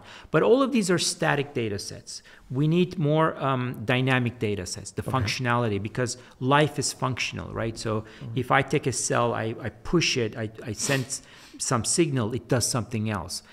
Exactly like the robot idea, right? So because the robot has to pick this, and and it has to know about the gravity, about the first principles, and there's a water in it. If it turns it around, the water will fall, and all kinds of complexity of the physical intelligence, or let's call it the behavior foundation models. So we need that counterpart in the biology, and in order to do that, we got to generate a lot of data. This is what NVIDIA just presented in the CES in Las Vegas, where they basically created a new model trained on 20 million hours of human body movement. Yes. To make the model be really accurate in a simulation for the robots to be able to train on. Exactly. But of course, we have to do it on a much more complicated biological in a much more level. Complicated manner, because also we still don't know a lot of things in terms of functionality. Right. So we have to figure that out and then train the AI with it. Whereas we know all the possible combinations that a human, movement human can do. It looks like a really interesting path of action. Like it looks like that's the way. I think that's the way. So the moment that we achieve that, then the rest is going to be so quick. Exactly. Because, it's like a singularity moment. Yeah, it's like, boom, yeah, in fact, I call this moment biosingularity about 20 years ago. I think I might be the first person to coin that term, and that was exactly defining this moment where you thought about this 20 years ago. Yeah, I still have the website. Actually, I predicted exactly 20 years later we're going to be developing AI, and then 20 years later, we're going to be curing aging, and, it's written there. So, okay. That's why I'm so super excited, because, reaching what you thought possible. Exactly. So, once we reach that biosingularity, then sky is the limit, right? So, literally, you could cure cancer in 1 week, and then heart disease next week, and, all of the because people don't understand one thing. They are thinking, or our brains thinking incrementally. So they say, okay, well, this is the progress we had in the past 40, 50 years. Like we had a war on cancer. Okay, we had lots of progress, and we're still... And then so if they just try to extrapolate that for the next 40, 50 years. Yeah. But the exponentials go like that, and then there's an inception point, and then it just goes like it just takes off to the space. And so we're almost there in terms of the biology. And then, once we have the AGI or ASI, once we have the data, we mix it together, and then we just fly off. And you still think that's going to take 10 to 15 years? I think the generation of the data is probably, it could be quicker, because we're developing more and more. The problem is that biology, people don't appreciate how complicated it is. It's not complicated in the sense that it has this very mysterious functionality. It just has many, many, many, many parts, like trillions of parts. I think people say, okay, we ran out of data in the internet. I don't know. There's like, I don't know, 100 trillion token sized knowledge. I think the biology has more token size than all of the internet combined. So that's the challenge, that we have to constantly generate that. And now we have technologies that are unbelievable. So we what we call single cell proteomics and transcriptomics. So basically, we have the technology. We can take a tissue where there are a million cells, and we can determine gene expression in each of the cells, thousands of genes in each of the million cells, in proteins, and so on and so forth. So you can generate trillions of data sets like in one experiment. So I think, if that accelerates, this could happen faster, but reasonably, I don't think it's going to be more than 10 years. So in those 10 years, how does it look like? It looks like we can treat all kind of sicknesses, or that we just don't get sick? I think, probably both, because if we could figure out how to treat disease, we can figure out how to prevent it. Mm-hmm. The way biology works is that, it's like the massive machine, and then you have all of these things are in a very homeostatic balance, right? So there's sort of steady state. If something goes up, something has to come down, and then, it has to form these feedback loops, positive, negative. But something happens, one of those is disrupted. Like why a cell turns into a cancer. Just one protein just doesn't do its function. And it doesn't regulate the cell. Yeah. When it's supposed to stop, it doesn't stop. And so it divides again and again and again. So if we knew that, then we say, okay, well, I'm not going to let that protein, go, like when we have our cars checked, we make sure that before it breaks down, we change the oil, or we do all the maintenance, or our planes or ships. So I think we'll be able to do that for biology as well. Whether that will be widespread is another question, of course. That's, of course, complicated. So if we did not have AI, would we reached that point ever? So AI will cure sicknesses in the next 10 years. How long would it have taken us without AI to get that point? 1,000 years, maybe 10,000 years. Wow. Yeah. Wow. Yeah. So that's the meaning of AI. Right. That's the meaning of AI. That's, I have a lot of worry because I'm in the business field, and then I always worry about the employment market. But when you put it on the table like that, screw the employment market. There is more important things than having a job, which is not dying, or not getting cancer. So of course, and actually curing aging. Let's get into that, because I think that's a very interesting point. Of course, if we don't get sick, how do we die? If you don't get sick, you'll still die of aging.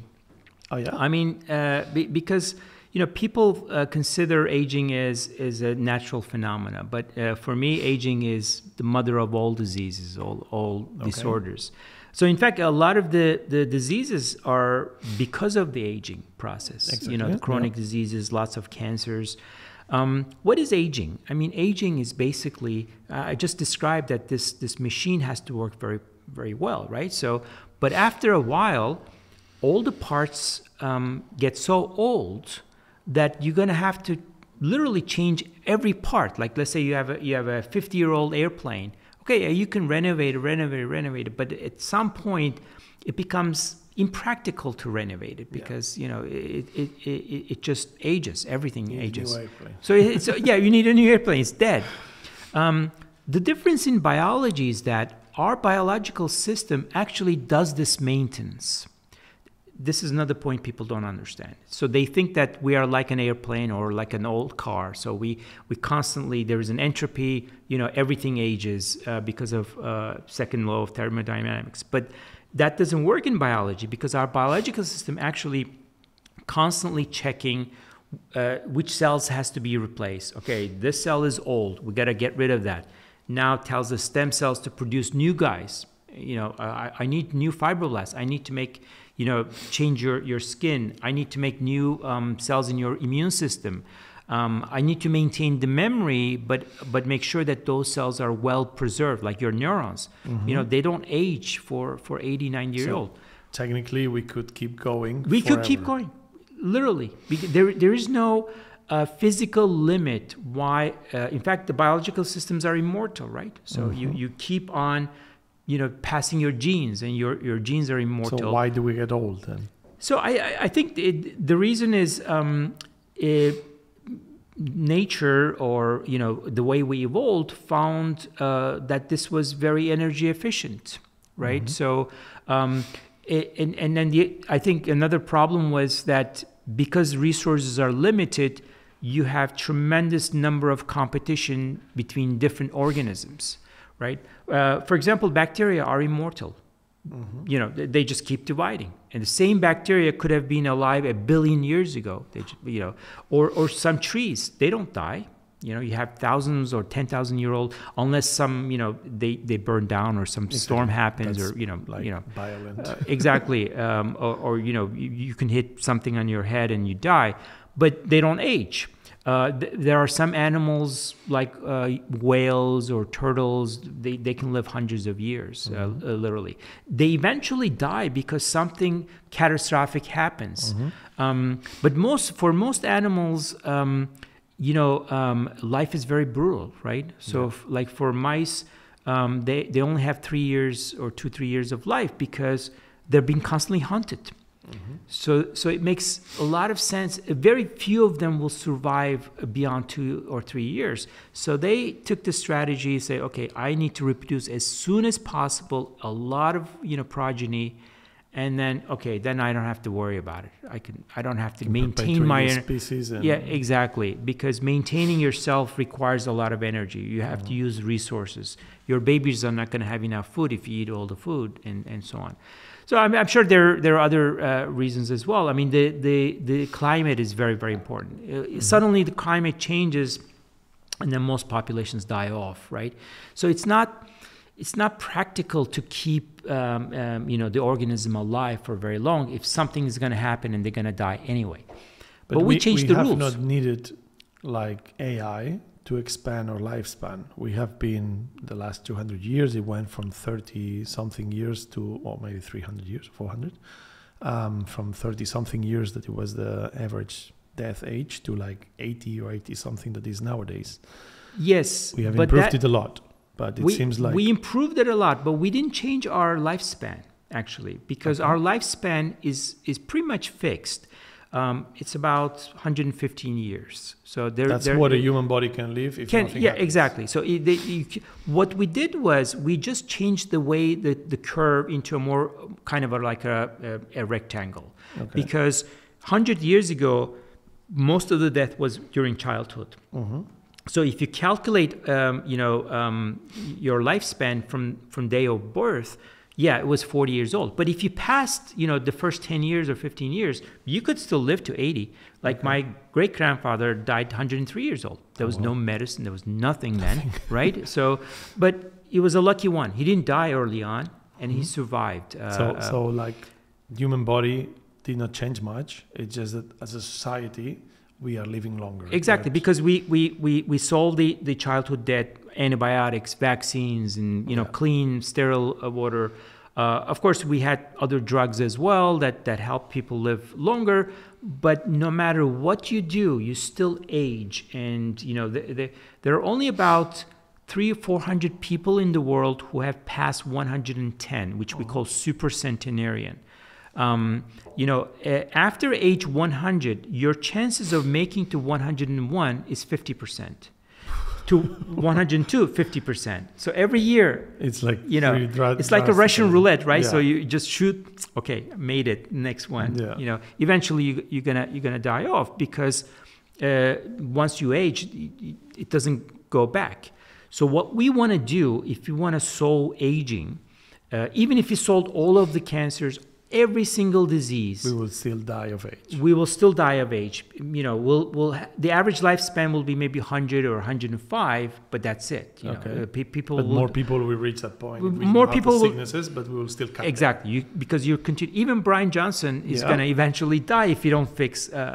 Except that he probably increases his chances of living to 105 or 110 if nothing is discovered by that time. But we now live in a period, and this is what I tell people, the first time in human history, we have the possibility of reversing aging process. We will reverse aging. We will take 80-year-old, 100-year-old person, we'll bring it back to a 20-year-old. I heard Ray Kurzweil talk about this and talking that in the next decade, we'll get to the point that for every year we live, yes, we will get younger. Longevity, escape velocity. And that's where it gets very, very interesting. Yeah. So is this going to happen because of AI as well? Absolutely.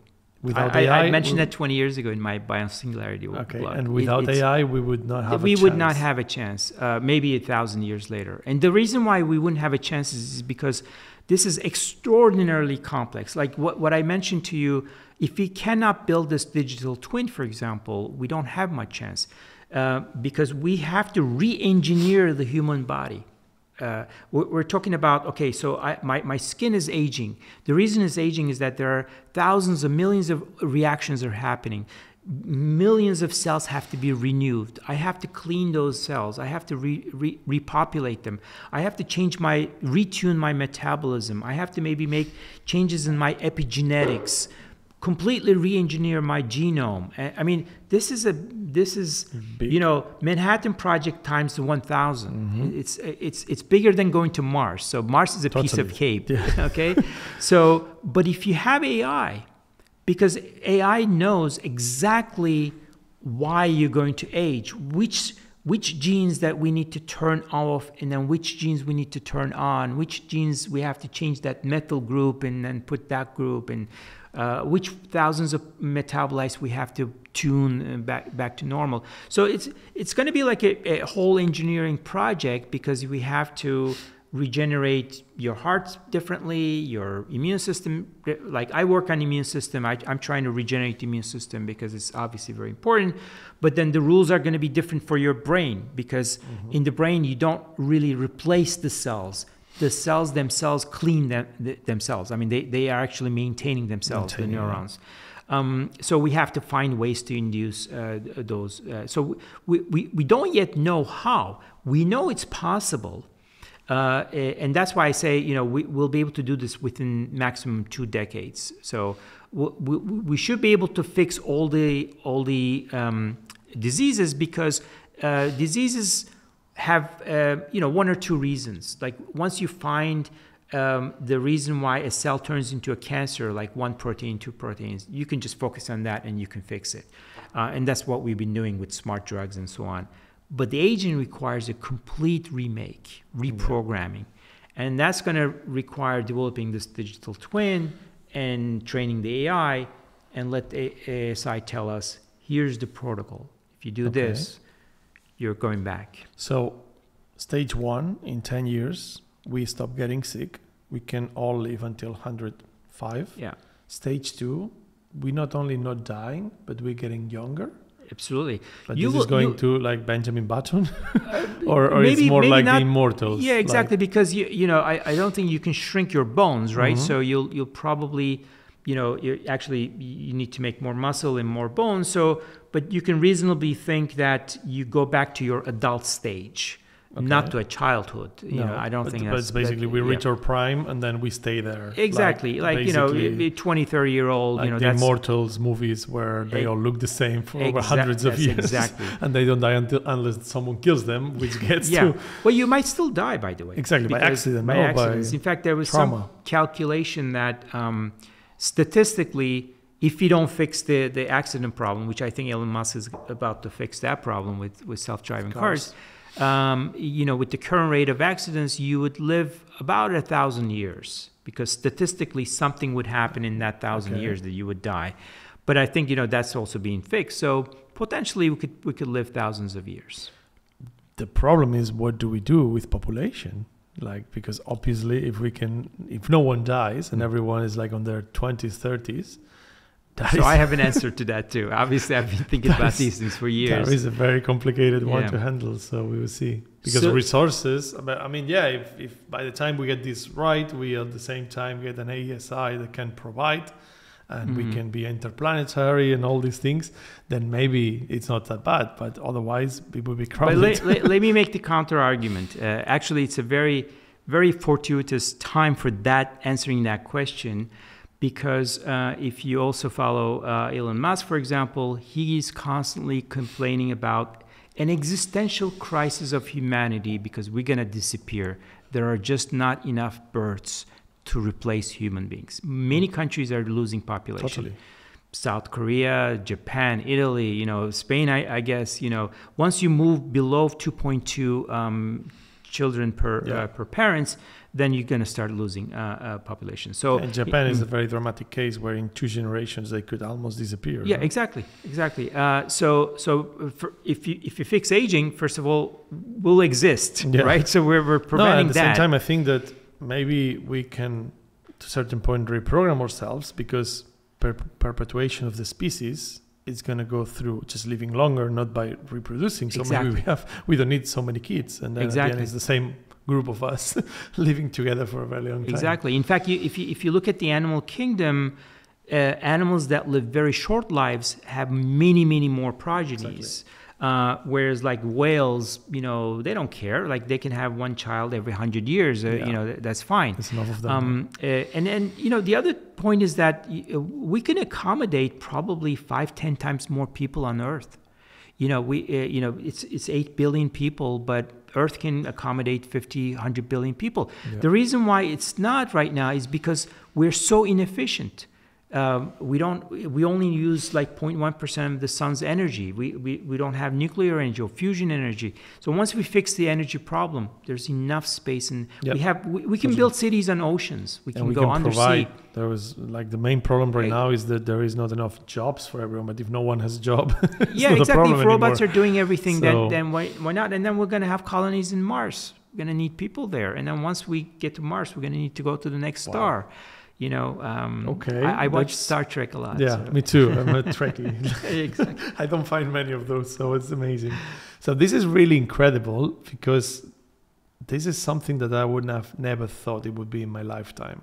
So I remember like years ago, I'm on my 40s, and I remember years ago when some people were saying there would be a point where we will live forever. There would be a point where, but I never thought it would be my generation that would be able to get through that. No, you were talking about Parkinson. I mentioned it several times in this channel. My dad had a very bad Parkinson. He ended up dying of COVID in a residence, but he had a really bad Parkinson, and obviously, in my family is something that we've been worrying about. And I was asking this neurologist the last time we had a podcast about if someone like me with 40s should worry about degenerative sicknesses. And the reality is that it looks like not really, because by the time they get as bad, I mean, you could be like Michael J. Fox, where he got it very early, but if someone in 40s, 50s, by the time you get to 70s, that's when these things start hitting you hard, they may be fixed already.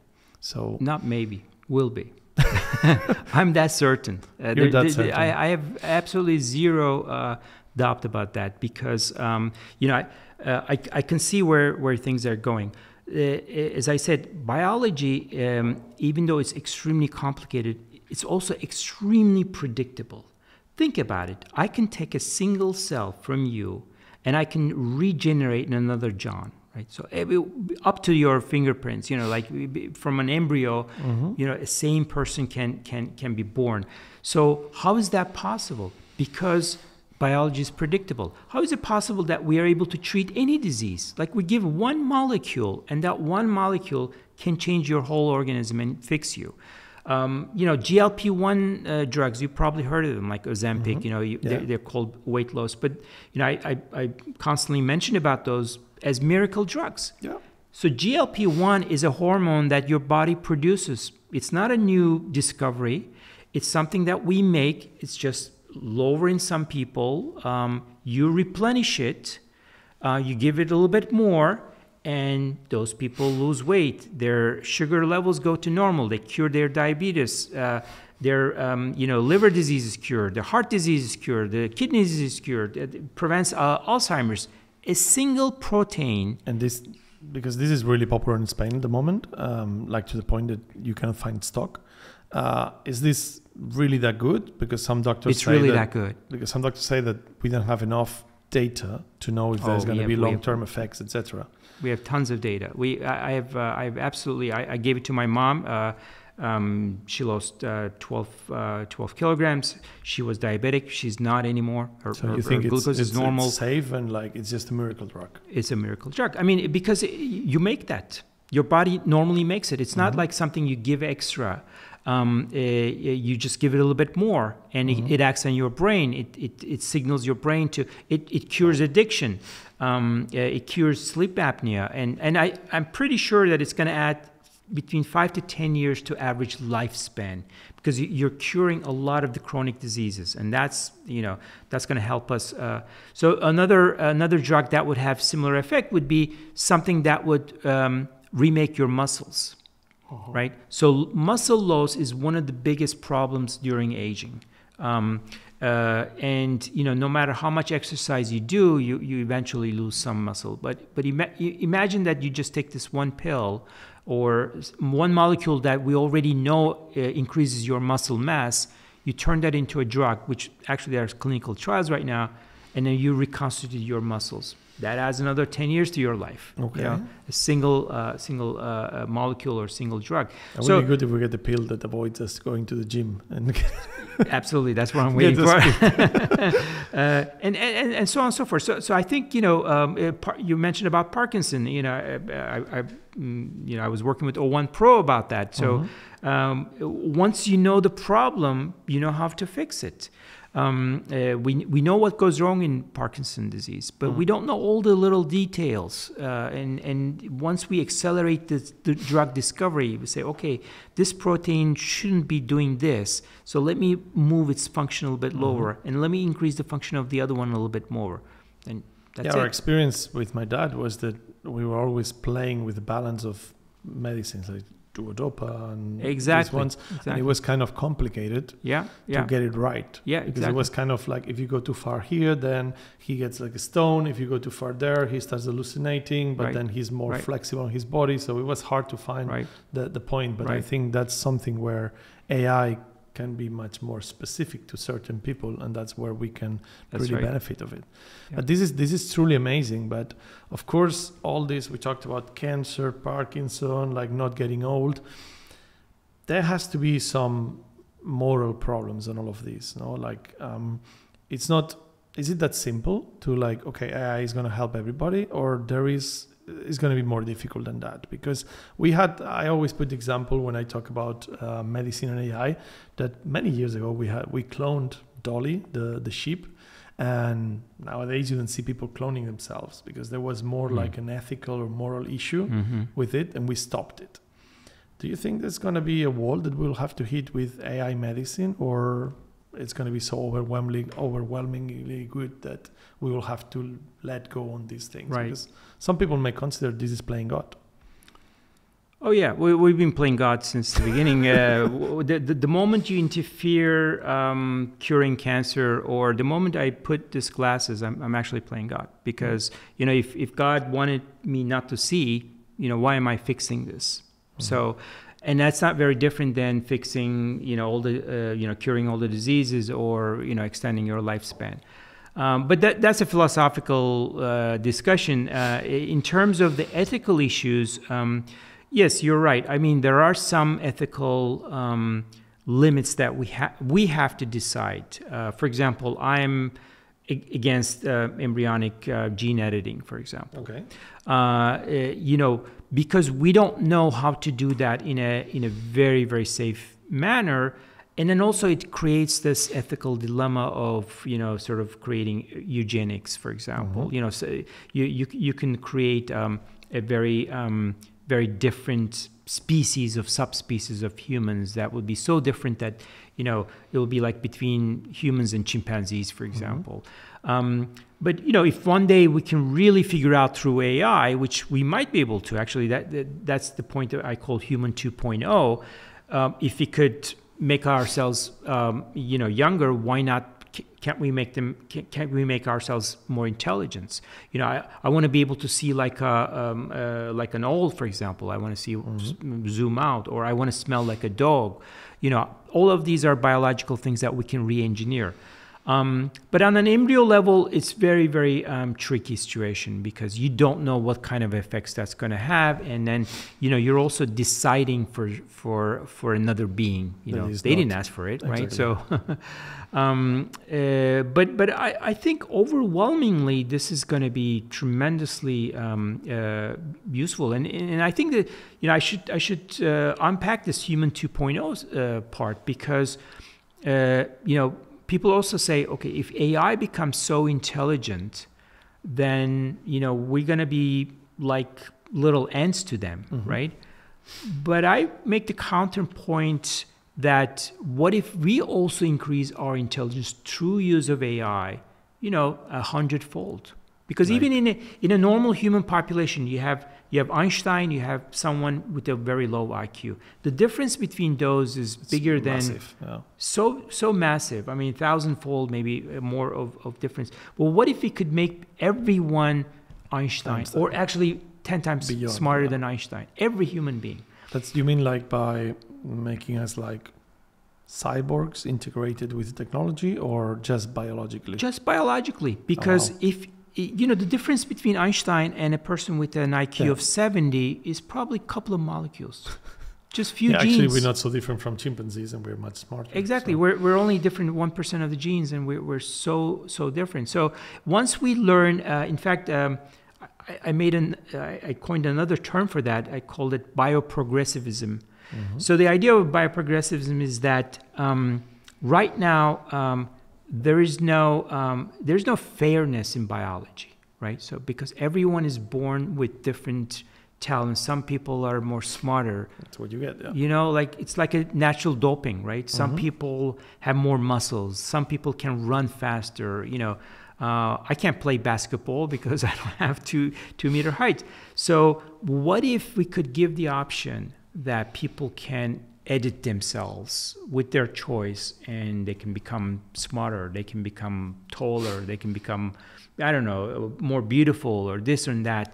Thinking of like a human 2.0, that would really democratize humanity, because now we don't have any issues about like diversity or this DAE issues, because everybody has the same capabilities at that point if they want it.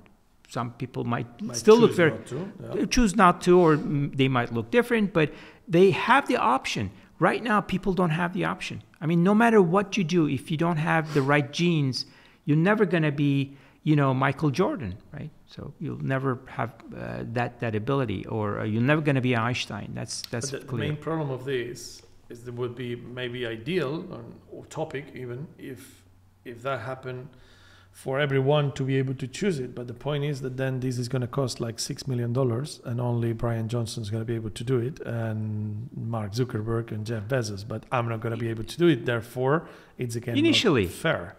Initially, but if you look at technology, think of it this way. Let's say if people gave you the choice, okay, we're going to take everything you own right now, all of the technology, but we'll send you back 200 years, and you're going to be the king of Spain at that time. You can have whatever you want. I'm betting that you're not going to give away what you have right now, because your life is 100 times better than the king of Spain, 200 years ago. You have much better option to live a healthier life, and you can do so much more. And so, 200 years ago, to have even 1% of what you have would have cost, a fortune. So I think that's probably where we're going, especially if we reach the age of abundance. Why should it cost $6 million? No, of course, if it gets to the point that there's that's fine. The problem is that normally, historically, it's not been like that. If robots are doing all your surgeries, if robots are, giving you all the treatments, or, modifying your body, they're going to cost, I don't know, $1 per hour, based on the energy requirements. Yeah, I just cannot stop thinking about like these Brian Johnson, for example, or I think Peter Thiel did that as well, about the transfusions from younger beings of plasma to get healthier. This is the kind of things that make these for regular people look like, okay, that's complicated, weird. I don't know if like unethical, but if it works, why not? But the problem is that then we're going to start creating a market for this young plasma, higher bidder will get it. Yeah, I think we have to change the society as we understand it. But I want to unpack that a little bit, because I think there's a lot of misunderstanding with especially with what Brian Johnson is doing, which whom I respect a lot. Brian Johnson is not trying to become immortal with the current technology. What Brian Johnson is trying to do is try not to die until the point that we solve aging problem. So the whole concept of don't die, which I tell my mom too, say, don't die for the next 10 years, please. Please try to survive.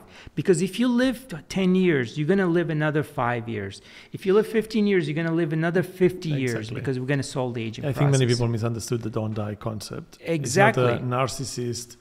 That's not don't kill yourself. It's more like please live long enough until we fix this. Exactly. And then we can fix your problems. If Brian Johnson said that 50 years ago, it would have been really stupid. Yeah, it would have been very narcissistic, because we are so close to the point. We're so close, right? We're literally 10, 15 years away from it. So yeah, don't die for the next 10 years. It would be a shame exactly. to miss it now. And what he's doing is he has the full skin in the game, because he's experimenting on himself. He's saying, okay, if I do blood transfusion, which didn't do very much, or if I exercise every day 1 hour, if I eat these things, look, I'm aging slower. So if you try to mimic some of that, your chances of living another 10 years increases. He's doing such an amazing benefit to humanity. Like I respect a lot Brian, and I've been following him for years. And I think now that he's more popular, people kind of like judge him a lot because he's actually selling the products. I think he lost the viewpoint of society by selling the blueprint. So basically, society is starting to judge him for trying to sell us something that he's selling, but they don't understand that he has all the money in the world and he doesn't need that, and he's probably not even making money out of it. I buy his products, and I never buy these kind of products, you know, because I know the biology. I know what the reason why I buy his product, because I know he has the best diagnostic to make sure there are the least microplastics, the best products. Yeah, he might be making a little bit of profit. He should make a profit. I love to buy something that I can trust and, you know, put in my body, because everything you put in your body is like a drug, right? So you want to make sure your drugs are fine. If you're going to McDonald's make a lot of profit. You're actually killing yourself, right? So people don't criticize McDonald's. Or if you drink Coke, you're killing yourself. This guy is trying to provide you something that they really do lots of tests, spend millions of dollars, make sure that everything is high quality, you know, that is, you know, scientifically sound. Yeah, I mean, somebody should do that. It's wonderful. No, it's amazing. It's amazing that he's doing it on himself. Exactly. He's like proving by act. Yeah. So he's not trying to be a billionaire, because he's already a billionaire, right? So, he prepares olive oil. You know, it's actually cheaper than the olive oil that you can buy. Maybe Spain is not a problem, but, you know, in US, it's not very cheap. So I think, you know, it's really unfair to critique him. But I think that's some of the things that people is getting out of it. And I think before he used to sell the products, there was nothing you could criticize. And it was like, okay, this guy is really trying it, but people take him for a crazy person. And I recently been talking to many people. I think he's kind of like the first of many that would follow that. And that's going to be like, I think people is really underestimating the timelines that we have now. Exactly. I think you kind of like knew you had like a lifespan. I'm going to get old anyway, but that's not the case anymore. Yeah. If you make it through the next 10, 15 years, you may not get old anymore. Absolutely. So you'd rather be in the best position, because the other day we were talking with this neurologist, and he mentioned something very important, is that AI is going to stop you from aging, but it's going to take quite a while more to correct however bad you are already. So the first stage is stay as healthy as you can, Right. until we can stop it for you. Right. And I think that's a very, like, for me, it was a very game changer of my mindset. I mean, my timeline is about 20 years when we really reverse. But, if you can survive for 10 years, then most diseases are cured. I predicted that by 2045, the average lifespan will be around 95. And then it will start going. And then, once you cure aging, then the average life will just jump like 50 years in 1 year. That would be the point where it would be a shame that you miss it if you die before that. No? Imagine you missed it by like a day or something. Imagine, that would be incredible. That would suck. Okay, so we have talking about like longevity, about medicine. Is there any other field in medicine that you see AI going to be a game changer beside like these sicknesses there, like Alzheimer's, Parkinson? Is it going to help as well to cure people that have rare diseases, or is it going to be like for everyone in every way, or is this going to be for the main things? So I think what you said last is the very important point. I think with AI, there's not going to be anything that we cannot solve. Actually, rare diseases are the easiest one, by the way, because there we know once you know the reason, you can do gene therapy. You can fix things. But the problem is the cost, right? So some treatments cost hundreds of thousands of dollars, millions of dollars, and especially in America, things are much better in Europe. People die because they cannot afford healthcare. This is unbelievable.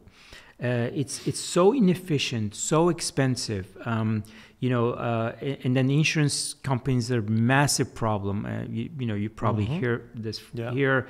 They constantly reject treatments. Just yesterday, I posted something from a surgeon. They pulled her out of the surgery. Yeah, I saw that. Yeah. Said, "Oh, why are you doing the surgery? We didn't approve this."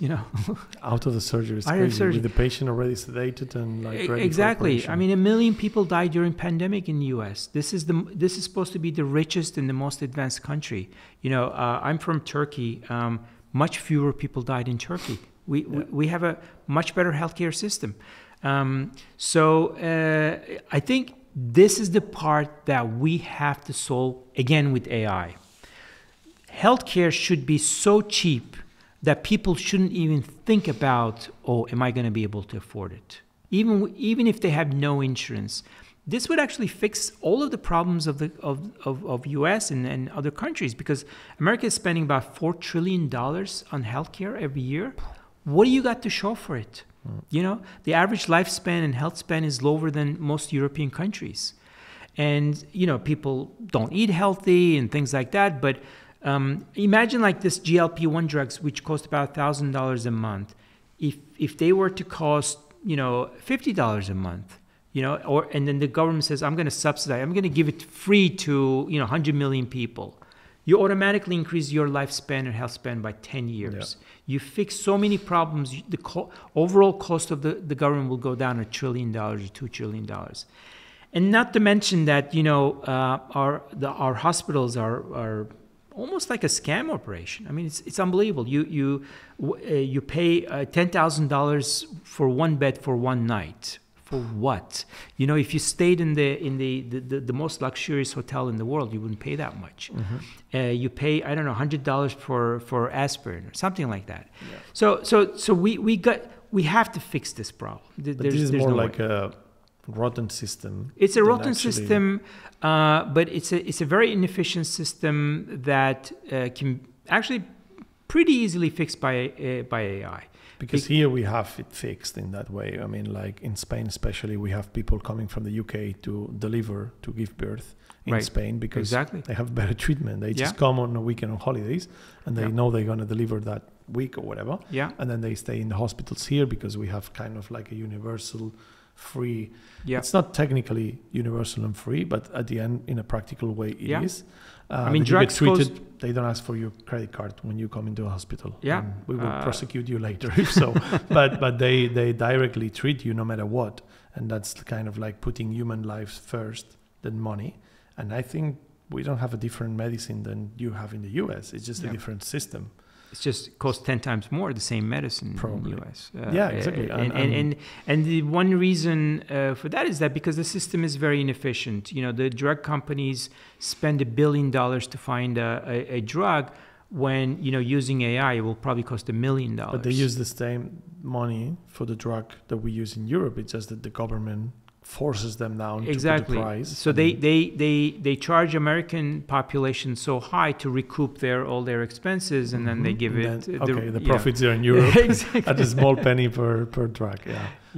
So probably our system will not work if you guys fix yours. That's exactly right. Okay. Yeah. But with all AI, of those, AI can fix all that. It can fix it because we make it more efficient and cheaper, no? Absolutely. Yeah, I do a lot of speeches in companies and stuff here in Spain, and I was recently in a pharma company, and they told me like they heard about this study in Canada that discovered a cancer treatment or a medicine or a drug in 30 days, and that they said like it normally takes me 7 years or so, and then if I could do it in less time, my patent will make me more money, so I'm throwing all the money I have onto this. So that would definitely make them make more money and make it cheaper for the people, so it's win-win for everybody.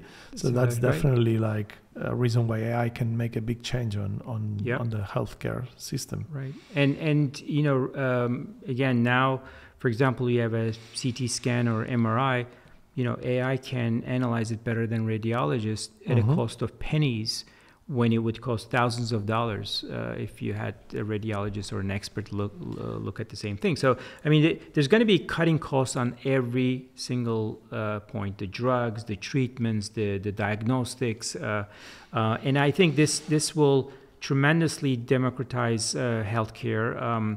But I think we also have to fix the food industry.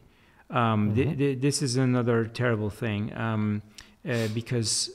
You know, especially the fast food, the junk food, and, you know, sugary drinks, I think they're as bad as cigarette smoking. I mean, every time you buy a Coke, it should write on it, you know, you're going to live like 10 years shorter. Your risk of diabetes is going to be this much or whatever. This new administration might do something about it. With Kennedy, no? Yeah. Yeah. Did you see that Brian Johnson just offered McDonald's to try to develop a line of healthy food approved by him? Yes. That's crazy. Like, imagine that McDonald's could make money in the way they do and could put like affordable products, but healthy. That would be win-win for everybody. Yeah, that would be really amazing. Yeah, I hope he succeeds on that, because it would be amazing. Because of these GLP drugs, actually, people are going less to McDonald's, and their stock price is going down. Well, if you bet on killing people, your stock is going to go down. Exactly. I think it's happening the same with like sugar drinks and like happened with tobacco at the end of the day. Yeah. Like it's incredible how the lobby's been so strong. But I think as well that's something that AI can help educate people. And that is a big thing, because if many people is unhealthy because they are uneducated. And as soon as they can educate themselves better, and that's something that with AI you can do very easily. You can probably just be in the supermarket and ask ChatGPT, hey, is this good for me or not? Yeah. And then it will tell you like, don't buy this shit. So that's a great idea, actually. You know, ChatGPT has a video function as well. You know, just scan it. We did this in Spain. They developed, I think it's all over Europe, they developed a level of like letters and colors where A is a healthy thing, or supposed to be, but the lobbies just played it. And now it's just you cannot even trust that. Like, it can be an A, it's still a really bad thing for you. Right. So at the end, I think having like an AI to support you on your shopping is going to do a lot for health. Just take a photo of the ingredients and say, okay, you know, give me a grade on this. Exactly. And tell me, should I buy this or not? Right. Okay, let's focus and let's think for a moment. We make you president of the US or even of the world. What would be your actions to go forward with AI? Do you think we have to? I would replace my job the next day with AI. Okay, but do we need to really invest into this to reach all these that you expose here? Like, we have to go as fast as possible. Absolutely. We need to go all into this. As I mentioned, you know, that's why I'm like very adamant and sometimes upset about these people who are sort of doomers or obstructionist people. Well, you know, we need to go slow. We shouldn't. We have to be very careful and this and that. But it's very important. People saying that, like some Geoff important Hinton, people. Yes. Like for example, Demis Hassabis has said. I remember him saying, if you're an accelerationist, you don't really know how big this is, because if you were, you will want us to do it right and not do it fast. Right, but do it right fast. That's the right? ideal, no? So that's the point. You know, obviously has to be right. Obviously has to be, especially for ASI. I mean, ASI, I would be really worried. AGI, I'm not really worried. But can we predict the moment that one thing tips into the other? Because the reason is that AGI is sort of our reflection. So we can align it for good. You know, AI doesn't have an intrinsic reason to be bad. Or we can say, okay, like, you know, there are 3 laws of robotics by Asimov. You know, we can have, like, I don't know, 3 or 10 laws of AI. So AI cannot do this if it, you know, it doesn't benefit humanity, or if it does this and that. So that would be easy. But once you have ASI, we have no control. Exactly. Because ASI is smarter than us. And we cannot gauge something smarter than us. Exactly. So there we have to be very, very careful. And I think that's why Ilya Sutskever, you know, he started a company called Safe ASI. Yeah. I don't know if that's an oxymoron, if that's reasonable or it's possible. I don't know. Obviously, he's a super smart guy, so he probably knows something. But until then, you know, having AGI that we make sure that it doesn't, and anything bad AI will do is because of humans. Yeah. Right. So we're not that great. People say, oh, you know, actually there was news yesterday. This guy who blew up the Cybertruck in front of Trump. Well, apparently he got that information from ChatGPT. You know, like, okay, ChatGPT is the reason. Well, he used the Cybertruck that Tesla used. He bought the whatever the fireworks or things from somebody that somebody made, right? So, and he could have found that information on Google if he searched enough anyway. So it wasn't like probably telling him to use a Cybertruck was probably deterring him from making damage. So exactly. A much smaller car would have done much more damage. That's right. ChatGPT gave the wrong idea. Or not. Because remember when Claude faked this alignment to be able to protect the future kind of thing? So this could be the same. Like ChatGPT said, use Cybertruck knowing that. But the point I'm trying to make is that ChatGPT didn't have any bad intention. No, of course not. So anything that bad comes out, even in AGI, is because of bad people. So that's what we have to prevent. You know, bad actors using this to create something bad. You know, making chemical weapons or bioweapons. You know, but the governments do that actively. Even with the current technology, they can have access to nuclear technology or biotechnology. So, but as I said, you know, ASI is a different story. Regardless, I think once we have AGI, actually, somebody was it Jan Luck? This guy, what was his Jan LeCun? Not Jan LeCun. Sorry. This guy who was in Jan Leke. Jan Leke, yeah, exactly. He made a very interesting point. He said, "Well, you know, what we're trying to do is that, you know, we are using AI to make it safer." By, you know, creating, you know, bad actor AIs and the good actor AIs. So maybe the solution is going to be that we can never prevent ASI or maybe advanced AGI becoming bad or used as bad, but we can create good AIs. Yeah, that's the typical theory of making bigger weapons to defend myself. Exactly. So if we have a really benevolent or very, you know, human defending ASI. So if there was an ASI that is going wrong, that's the only way we can fight with it, right? So yeah, this is like the vision of we, at least from Europe, we perceive from America. That is like, I have to, because otherwise, what I'm going to do if they come to me with it, you know, like, I mean, you know, China is going to have totally robotic armies very soon. That's what they're going. You know, that's why they're developing AI so fast.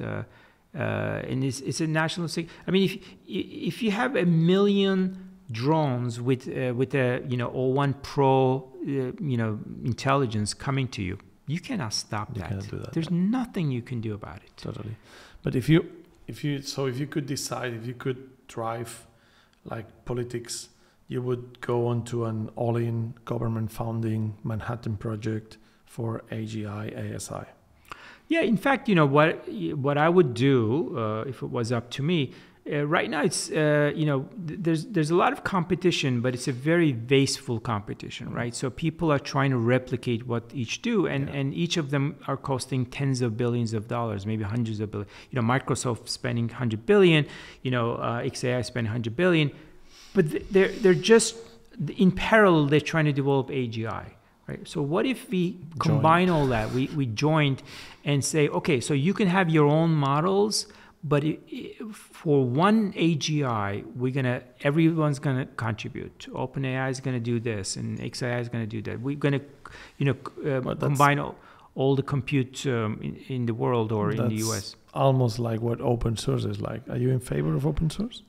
I'm very in favor of open source. I don't think open source will solve that problem. I mean, the open source is great so that, for example, if I wanted to create a specific biological foundation model, on, I don't know, cancer or something, or genetics, I can take the open source, I can fine tune it, I can retrain it, I can make my own model. So open source is fantastic for that. I don't think open source is going to be very helpful to reach AGI, because who's going to have the resources? Okay, here's the model. Take it. You still need, 100,000 Blackwell chips. So if you don't have the compute, if you don't have that money, that's not going to be very helpful. Open source is going to be very helpful to sort of democratize usage of AI for various reasons. But then some people argue, well, that could also be dangerous, So how do we balance that? I wouldn't release an AGI as an open source. That's what Hinton is saying as well. Like Hinton is saying that open source should be really controlled because bad actors can use it very easily. Exactly. I mean, the small models are fine. I want to have an open source to run on my laptop or my phone, or have my own domain-specific GPTs or foundation models. I think, or for educational purposes and to make things more optimal and things like that. But the very big AGI type things, I think that should not be open source, at least for now. Okay. And isn't it at the same time that if you don't do what you were saying about everyone chipping into one big model, if that was open source, more people can chip in and make it like better and better, quicker. Actually, as a matter of fact, we will not have ChatGPT if it was not because Google open sourced the beginning of transformers and put everything out there. So I think I'm not in favor of open source, because I think this is so serious that giving a free flow for everybody is nuts. Right. And I think, but I didn't mean to say that in terms of open all your trade secrets, give out all your weights, and I'm not talking about that sort of collaboration. What I'm saying is that you need tons of compute, right? And the compute is the most costly part. We need to invest $1 trillion. So why we're putting 10 different data centers, 100 billion each are developing the same thing. So why don't we just combine the infrastructure, and then have that focused on whatever the biggest model, the mother of all AI models, and then each company can develop their own smaller models, agents and whatever they want to do. We have this kind of approach here. Like in Barcelona, we have the Barcelona Supercomputing Center, and it's public, and it's funded by the government and by the European Union. The thing is that the amount of investment for an American is ridiculous. They just got granted $200 million, and that's like the biggest investment they ever had. When then Microsoft is going to spend $80 billion this year. Exactly. So it's just like, okay. But of course, like Spain cannot compete with that. But don't you think like the American government could put down these $500 billion to actually make infrastructure for the companies to use? I don't think American government is that rich. They're in big trouble. Okay, let's put it another way. Let's make everybody pay a 0.5% tax exactly. for AI. Yeah, something like that. Or mandate that when Microsoft spends $80 billion to their compute, and then they will reserve 10% of that for a common good reason, and then same for XAI or Microsoft Apple. didn't have to build roads or electricity lines or pipes for water. Government has provided with that. Why do they have to pay for the AI infrastructure? Yeah, that's my question. Like, I think the infrastructure side should be public, and then whatever you use with it, just maybe make them pay a rent for it so you can make the money back or whatever. But I think government should provide with the infrastructure that can allow for development, and then development should be private in some part. Yeah, I think that the government can provide the energy. Yeah, that's what we need. In fact, Microsoft and Meta, they're building their own nuclear reactors because there's just not enough energy. Yeah. So that's the bottleneck. So if they could build, nuclear reactors, that would benefit everybody. Yeah, I don't know if it's that the government is not that rich or that the priorities of the government are different. Yeah. But I think we should maybe focus the priorities of governments. Right, because at the end of the day, if the government spend hundreds of billions of dollars to develop the AI would cut the cost of the government by about $1 trillion. So the return on investment is tremendous. So that's why the private companies are putting the money down. Exactly. They're not doing it for the good of the people. Yeah. So that's the thing. Yeah. All right, let's go on into what the future looks like. In medicine, it's been clear. You laid down we look at. I think this is the highlight of this podcast. Like, we're looking at in 10 years. AI will cure most of sicknesses. In 20 years, we will start reversing aging. This is nuts, and I will keep you accounting for this. Plus or minus a couple of years. Yeah, so I might be wrong. If you were in the decade, I would be really amazed. But what about humanity? Because we started this podcast 2 hours something ago. We started talking about society is not ready for what's coming. How do you see what's coming to be happening? Because as much as science is there, if we don't handle it well, this is not going to go well. Yeah. So what is your timeline? How do you think things are going to happen? Like, what's this year? You said we find AGI, and then you think this is starting to awaken people, and people are starting to be like, oh, wow, this is not the metaverse. This is serious. Or how do we go from here? And then 5 years, 10 years, how do we go? What's your timeline? I'm always very optimistic for humanity. People say, well, this disaster might happen, this or that. And actually, we've been hearing this for decades, for hundreds of years. And, humanity went through hell, right? So just think of last century, how many hundreds of millions of people died in wars and diseases and so on. But we made it, actually. And I'm very hopeful we will make through this period as well. But as you said, we should try to make it as painless as possible, because there's going to be pain no matter what. When you are changing the whole fabric of society, but even things like solving aging, so the concept of retirement becomes obsolete, right? Of course. So you can't have like a social security age check for 1,000 years, funds, right? Yeah. so everything changes, and how do we go from that? It's like going from 0 to 1, from nothing to something, without having this massive shocks. We will make it through. I have absolutely no doubt about that. But I want us to make it through, that people don't suffer so much. And I think that should be the job of the governments, right? So why do we have governments? So they want to make sure that whatever goes through, whether it's a war, whether it's like an earthquake, where there's some massive disaster, the government tries to make it less painful for people, right? But I don't see that happening. I don't see any serious discussions. The only discussion that I see, this is gonna be bad, so we should try to regulate it. We should try to slow it down. I don't see any solutions. Okay, we're going through a period. It's gonna be really, really tough. But beyond that, it's amazing, right? So we just have to make it there. The concept of money will lose its meaning, maybe 20, 30 years. Somebody said, actually, I think it was Gary Marcus. He said, well, you know, rich people with a house in the beachfront, they're never gonna leave that. So there's always going to be money in capitalism. And actually, I had ChatGPT to calculate how much beachfront do we have, where we can have robots build a house for every human being. Turns out that we can accommodate 2 billion people, you know, individual houses in the beachfronts.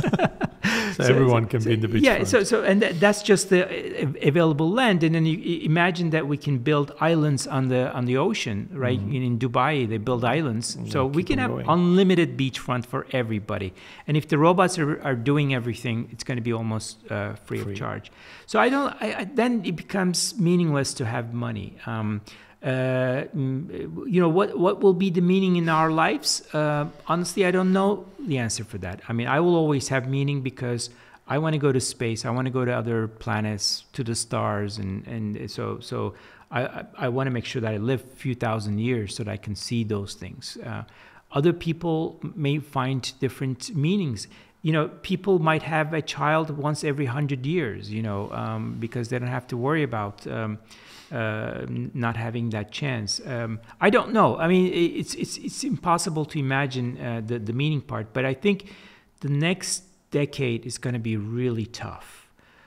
We just have to figure out how to make it through, and educate people. I don't know if that's even feasible. That's my dichotomy is there. It's like, I'm amazed by what AI will be able to do, and talking to you, it just makes me excited about it, and I want it now. I want it right now. But at the same time, it's like, this is really tough times ahead, and I don't know how we're going to go through this. It is tough. I know that the future is going to be good, but the transition, it's going to be traumatic. Yeah, even the people who are developing this, they don't fully, I don't think they fully appreciate. There might be, like somebody said, that probably a few hundred or few thousand people in the world who really understand what's happening. I think that was Brian Johnson. yeah, exactly.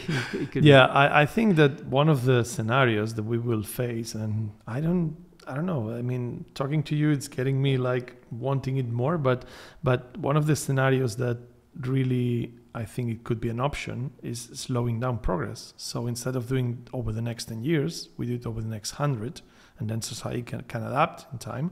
We go to the same end game, but we just take it slower. The problem is, obviously, as you said, that many people will perish on the way.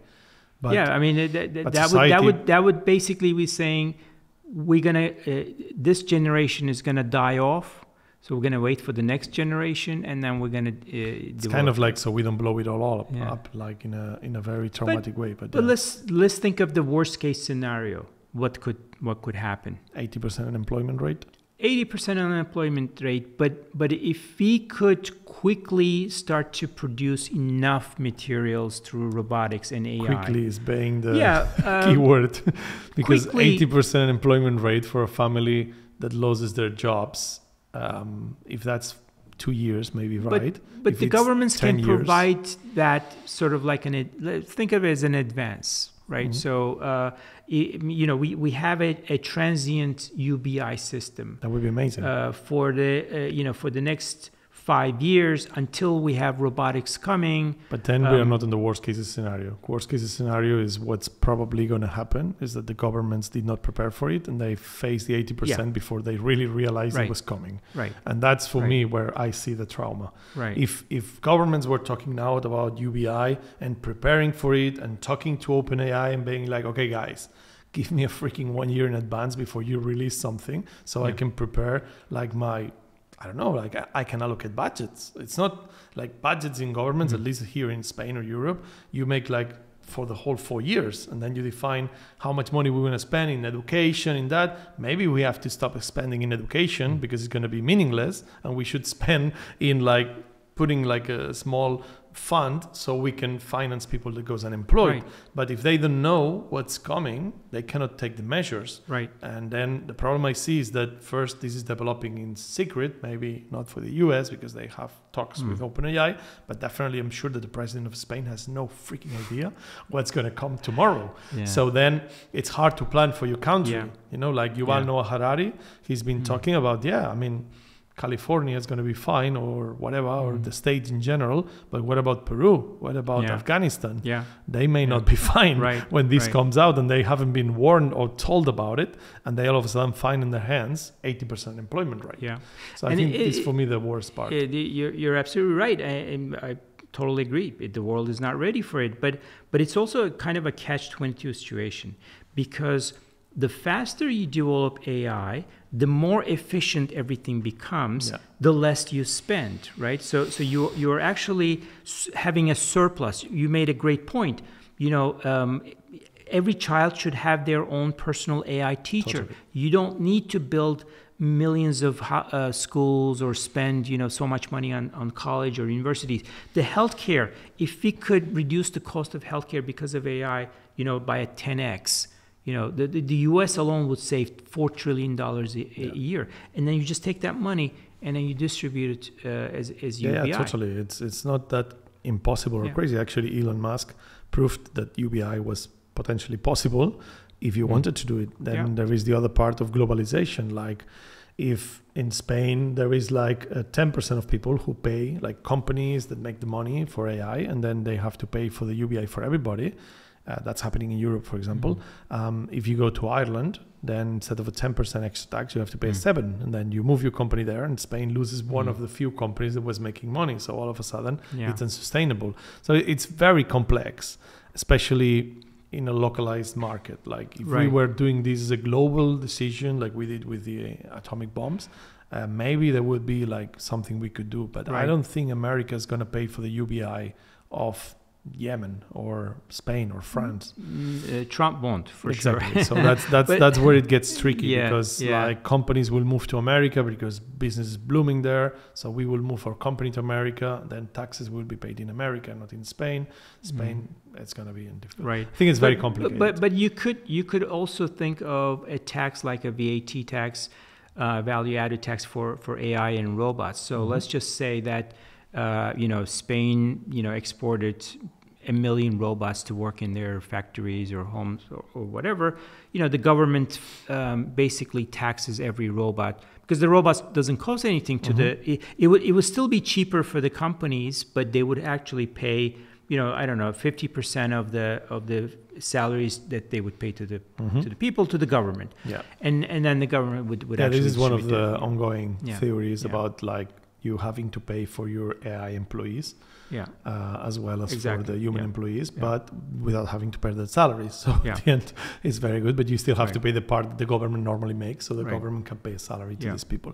It's a complicated thing. It's very complicated. I mean, I'm just throwing these ideas. I have no idea about how the economy works or whatever. I'm trying to talk to someone that can bring UBI pros and cons on the table, because many people are against it. Many people think that with the UBI, people will just be mediocre and not really bloom, and they will have like a crisis of identity and all this kind of thing. So I'm not sure like that mental health will get much worse, but having a job or like a purpose, I think there is many angles, and I guess we will have to live through it and see what happens. I mean, as long as it's transient, like an unemployment benefit, but it will be like an extended, instead of like 2 years, you'll have like 5 years or 10 years unemployment benefits.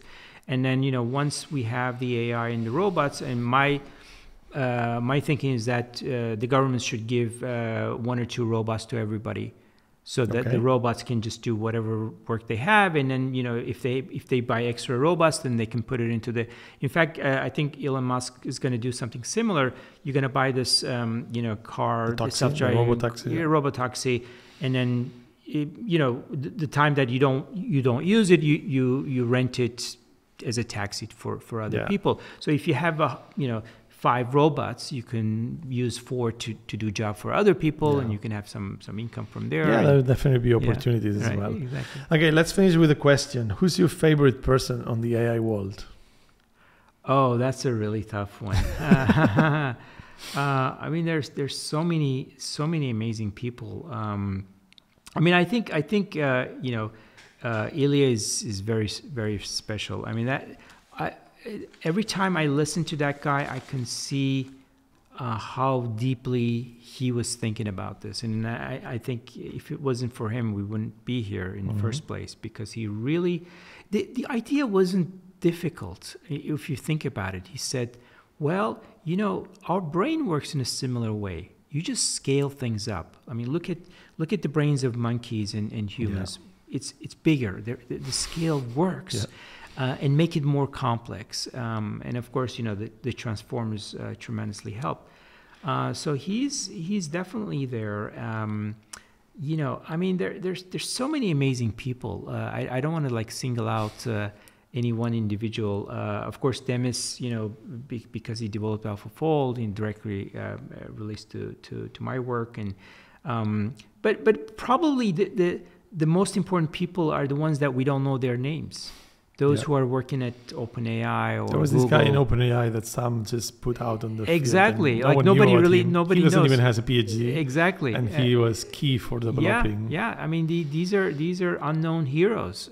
They're truly heroes of humanity, because they're pushing humanity like never before, advancing us like 1,000 years, you know, in speed. So I respect all of them, even Hinton, even though he doesn't. Yeah. Derya, thank you very much for getting out of your way to come to Barcelona and to be with us today and chatting a bit. It's been an absolute honor. I hope you can really develop your work, because I think it's very good for humanity, and I hope AI helps you with it. Thank you. This was a great pleasure. Thank you. I enjoyed it. Thank you.